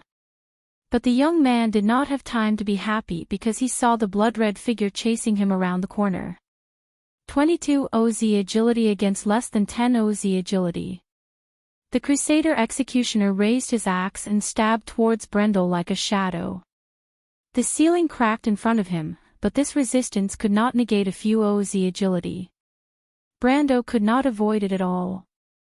He could only brace himself and use his strength to slash at the axe. When the elven sword and the axe clashed, there was a sharp screech that made one's teeth ache. The sword immediately bent at a strange angle, and Brando felt as if his right hand was breaking apart inch by inch, and he lost his sense of direction in an instant. He only felt himself and his sword fly backwards and hit the wall with a bang. The only fortunate thing was that he happened to land by the door where the wind spirit spider stopped. He immediately gritted his teeth and ordered the wind spirit spider to pounce on him while rolling into the room. At this moment, he really hoped that Martha would bless him. The elemental revelation scroll was displayed in the room. But when he rolled in, he raised his head with a heart full of hope, but he saw something that he did not want to see the most. A spirit terracotta turned its head around from the side of a mercenary's corpse. It obviously did not expect someone to be outside. The undead creature was holding a single scythe dripping with blood. It turned its head and stared at Brando with the faint green flames in its eye sockets. And the young man saw that it was holding something in its other hand. It was a sparkling and translucent crystal ball with a raging flame burning inside. Tinder. The spirit terracotta subconsciously raised its single scythe, but Brando reacted faster than it. He used his left hand to support his numb right hand. The sharp pain almost made him tremble, but he still gritted his teeth and shouted, "OSS." The huge wind pressure caused the air in the room to shrink slightly, and then it exploded with a loud bang. The strong wind almost formed a straight line, and the spirit terracotta's armor instantly shriveled, deformed, and then flew backwards and hit the wall. The wall also collapsed inwards, and with a bang, a huge hole opened up. The strong wind formed a radiating shockwave, and all the obstacles in front of it were destroyed. The spirit terracotta was only an iron-ranked monster, and it was not a monster that focused on defense like the gargoyle. Naturally, it was destroyed in an instant, just like the swordsman in Pine Fortress. With a crack, the spirit terracotta that had lost its upper body knelt on the ground. Brando then pounced forward and snatched the tinder from its hand. He did not know if this thing was useful, but at this time, he did not care so much. He turned around and saw the Crusader Executioner holding the crushed wind spider spirit that was still dripping with green liquid. The terrifying undead creature saw that Brando had nowhere to run and could not help but grin. This grin did not represent its intelligence, but the instinctive desire of a dark creature to kill. Grin my ass. Brando raised the tinder with his left hand and clenched his teeth. The crystal balls suddenly shattered, and a fiery red ring of light spread out from the inside. This ring of light first went past Brando, and then it expanded 10 times in a breath. It went past the Crusader Executioner. The monster was raising its axe, but it suddenly stopped, as if it was immobilized. At that moment, all the wizards and elementalists that had magic power in their bodies within a radius of 10 miles around Bragg's changed their expressions. They stopped what they were doing and looked in the direction of Bragg's city. The red ring of light continued to expand. It went past the auction house, the whole of Hood District, Bragg's city, and then the outskirts of Bragg's city at an astonishing speed. It spread out for a few miles before it slowly stopped and disappeared. Although this moment was short, all the soldiers in the Silver-Winged Cavalry's camp in Bragg City saw their shadowhounds vaporize in an instant and then disappear. That was the power of order. The undead creatures also worshipped the only true God, Martha. Like humans, they were also creatures of order. When the tinder was ignited, the reorganization of order should not affect anything that was originally under order. However, the Crusader Executioner was different. It was a nest creature. No matter if it was man-made or natural, except for the only Guardian's nest. All nests were in fact the power of chaos, but when the tinder was ignited, they were also the first to be affected. Low-level creatures like the Shadowhounds could not even resist and were vaporized directly. And the Crusader Executioner was also affected by the huge impact and could not move for a while. From what Brando saw, it suffered nearly 110 points of damage at that moment. The young man could not help but let out a sigh of relief. At least he made the right bet. Although no one had ever thought of using a priceless tinder to test something as boring as this, there were some basic rules in this world that could not be changed.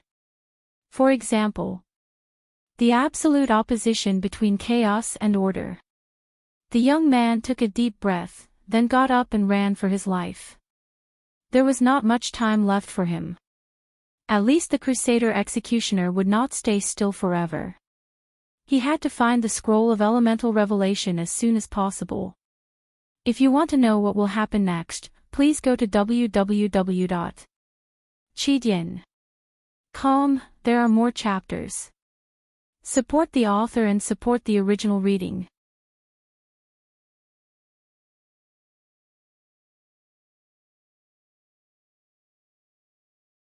Chapter 122.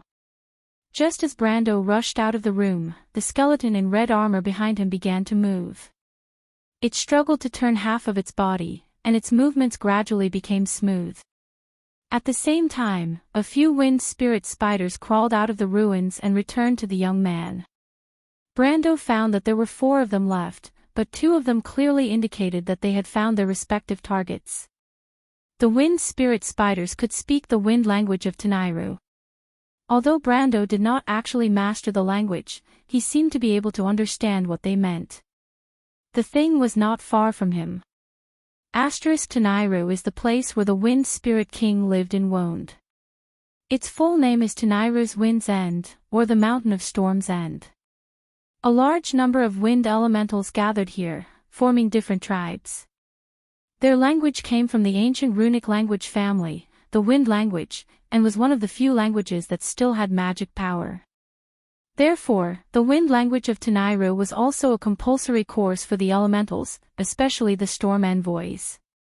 This allowed him to breathe a sigh of relief. But with the intelligence of these little creatures, they could not tell whether the magic item they found was the elemental revelation scroll that he needed. Brando had to make the judgment himself. There were 2 targets in total. One was about 30 meters away in the south, and the other was about 50 meters away in the west. Brando thought for a while.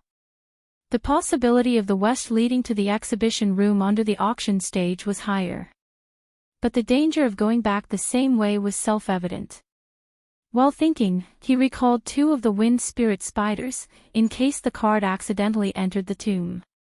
On the other side, 2 soul fires were reignited in the dark eye sockets of the undead. Brando knew that he did not have much time, but his current situation was not good. The Thorn of Light was lost in the rubble, and he did not have time to find it. The Shire was also gone, and his right arm was almost broken. He still could not feel it. The wind spirit spiders could not help much, and the ring of the Wind Empress was still in a charging state. The exhaustion of his magic power was accompanied by a faint sense of exhaustion, but fortunately, he still had more than half of his strength left, and his life was not lost. He stood unsteadily on the walkway, his thoughts flashing like lightning. The cursed bolts could not help much against the undead, but perhaps there was another option, which was to break through the window on the 2nd floor and go to the crowded street. However, this would not prevent the terrifying undead from continuing to pursue him. Life waves were extremely sensitive to the undead, and there was no way it could not find a person in a crowd. In particular, in the open, it was even less likely that he would escape from the Crusaders' hands.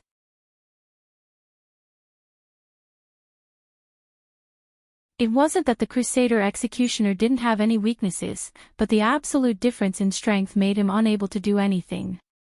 He could almost hear the sound of the undead behind him moving again. Brando shook his head to get rid of this thought and quickly moved forward along the corridor where broken walls could be seen everywhere. In just a short moment, this small auction house seemed to have encountered a storm. The previous competition had irreversibly changed the terrain here. However, he wasn't in the mood to care about that right now. As long as the undead caught up to him, he wouldn't be able to run more than 10 meters away. I need to think of a way. He suddenly saw the remains of a skeleton soldier not far away, which should be his masterpiece not long ago. He had an idea. Crack. The giant skeleton wearing blood-red armor had already walked out of the room with a battle axe in its hand. Its huge body was half-stooped, and its yellowish ribs were like bone swords inserted into its spine, surrounded by a burning flame in the middle. It was only wearing shoulder armor, a helmet, and a simple skirt armor because under the protection of its bone plates were stronger than ordinary metals after being tempered by the power of chaos. It turned its head, and the empty corridor was silent.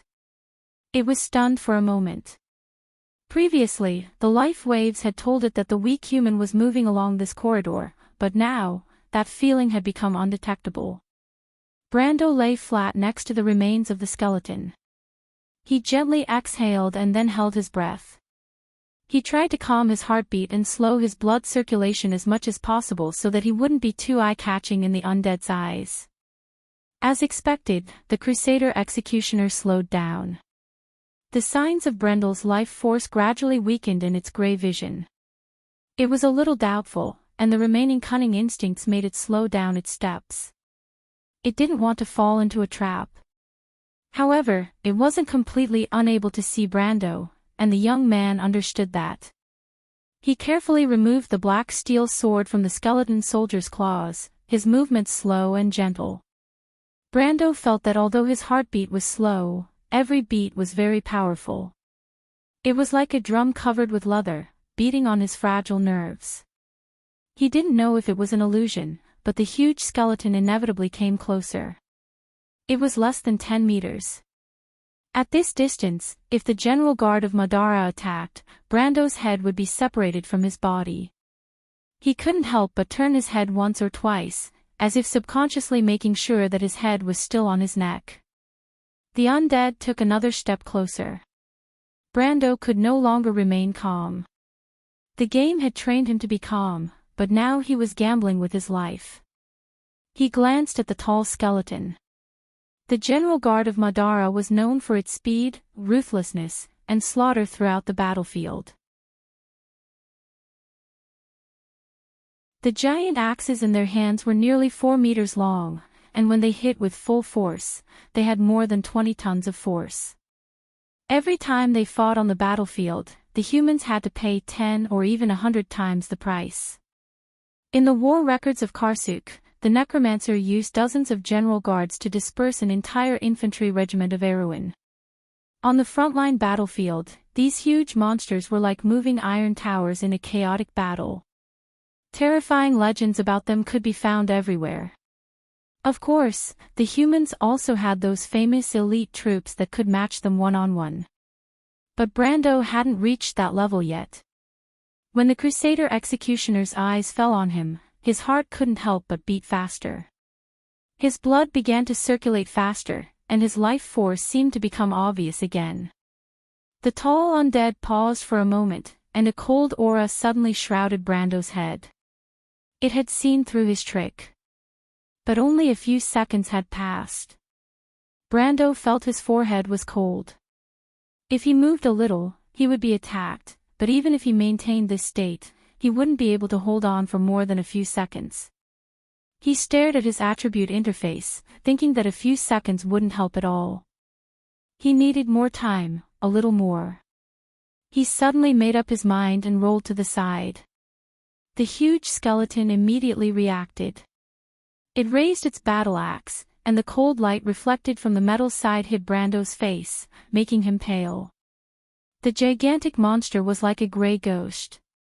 It moved more than 10 meters in the blink of an eye. It swung its axe to the side and created a crack in the wall. The cold edge of the axe was like a plow plowing through bricks. The broken bricks and the wood embedded in the wall protruded outwards, forming a deep trench that was moving forward at a high speed. The auction house was in an underground passage. The walls on both sides were reinforced, but under the abnormal strength of the Crusader executioner, they were as fragile as a piece of tofu. It swung forward, and the wind pressure and the cracks suddenly extended towards Brando. But the young man made a feint. He rolled to the side, and at the same time, he kicked hard on the ground and jumped in the opposite direction. The huge skeleton's axe was destined to hit the ground, and with a loud bang, the stone floor cracked, and stone fragments flew everywhere. But Brando jumped between the legs of the huge undead. The Crusader executioner let out a roar from its hollow neck. This was the scream of the soul, and it wanted to stab its feet with the axe. But Brando dodged left and right, and had already climbed up and grabbed its thigh bone. Every time the huge skeleton wanted to turn the axe, the long handle of the axe was stuck in the ceiling. In the blink of an eye, Brando had already dodged 3 attacks. It finally woke up and reached out to grab the cunning human. 15 seconds. Brando had held on for long enough. When the huge skeleton of the Crusader executioner grabbed downwards, Brando immediately lowered his head to avoid it. The moment his charge skill entered cooldown, he activated it at the same time. In a flash, Brando had almost twice the agility of the monster. He rushed forward like a continuous shadow, and at the same time, he slashed the wall in front of him with a charge skill. Close to 20-ounce power bombarded the wall. The black steel sword let out a cry and broke inch by inch. But the wall also caved in with a loud bang, and the bricks became crisscrossed. Brando threw away the sword and punched with his left hand, and the wall collapsed. He jumped into the wall, and as expected, it was the other side of the room. The wind spider spirit had already gone through the sewer to wait for him here. He was close to his target. But the Crusader executioner was even closer. Brando did not dare to be slow, and with the last bit of acceleration, he rushed out of the room like a meteor. Just as he left, the huge skeleton behind him roared and smashed through the wall. It shrieked and raised its head, its hands parting the broken wall, allowing the dust to fall and slide down the helmet. Then, with a loud bang, it squeezed in. The two of them, one in front and one behind, started a chase in the narrow space. The auction house was very unlucky. The Crusader executioner was like a human bulldozer. The wall between wood and stone could not withstand a single blow from its power of close to 50 ounces. As it moved forward, any wall would crumble into powder. In just a moment, it passed through 3 walls. From the outside of the auction house, a part of the circular building had collapsed. Brando anxiously calculated the distance. There were still 2 more rooms. He casually took out a dagger from his belt and threw it back, but the Crusader executioner did not stop, and directly knocked it away. The sharp blade only left a white scratch on its bones. It raised its head, and what it faced was a winged spider spirit, but the huge skeleton casually punched it into a green sauce. Brando passed through another room. The Crusader executioner raised its axe for the second time, and this made the young man feel a chill down his spine. It seemed that there was not enough time. If you want to know what will happen next, please log on to www.chidien.com and read more chapters. Support the author and support the original reading. Translator, Endless Fantasy Translation Editor, Endless Fantasy Translation Editor, Endless Fantasy Translation. You're tuning in to the LoveLore Library YouTube channel. We're so grateful for your support, and don't forget to subscribe to join us on this incredible journey through captivating stories. Your generosity through donations truly makes a world of difference, as it's the primary source of revenue that allows me to expand and enhance this channel for you. Thank you from the bottom of my heart for being a part of this adventure.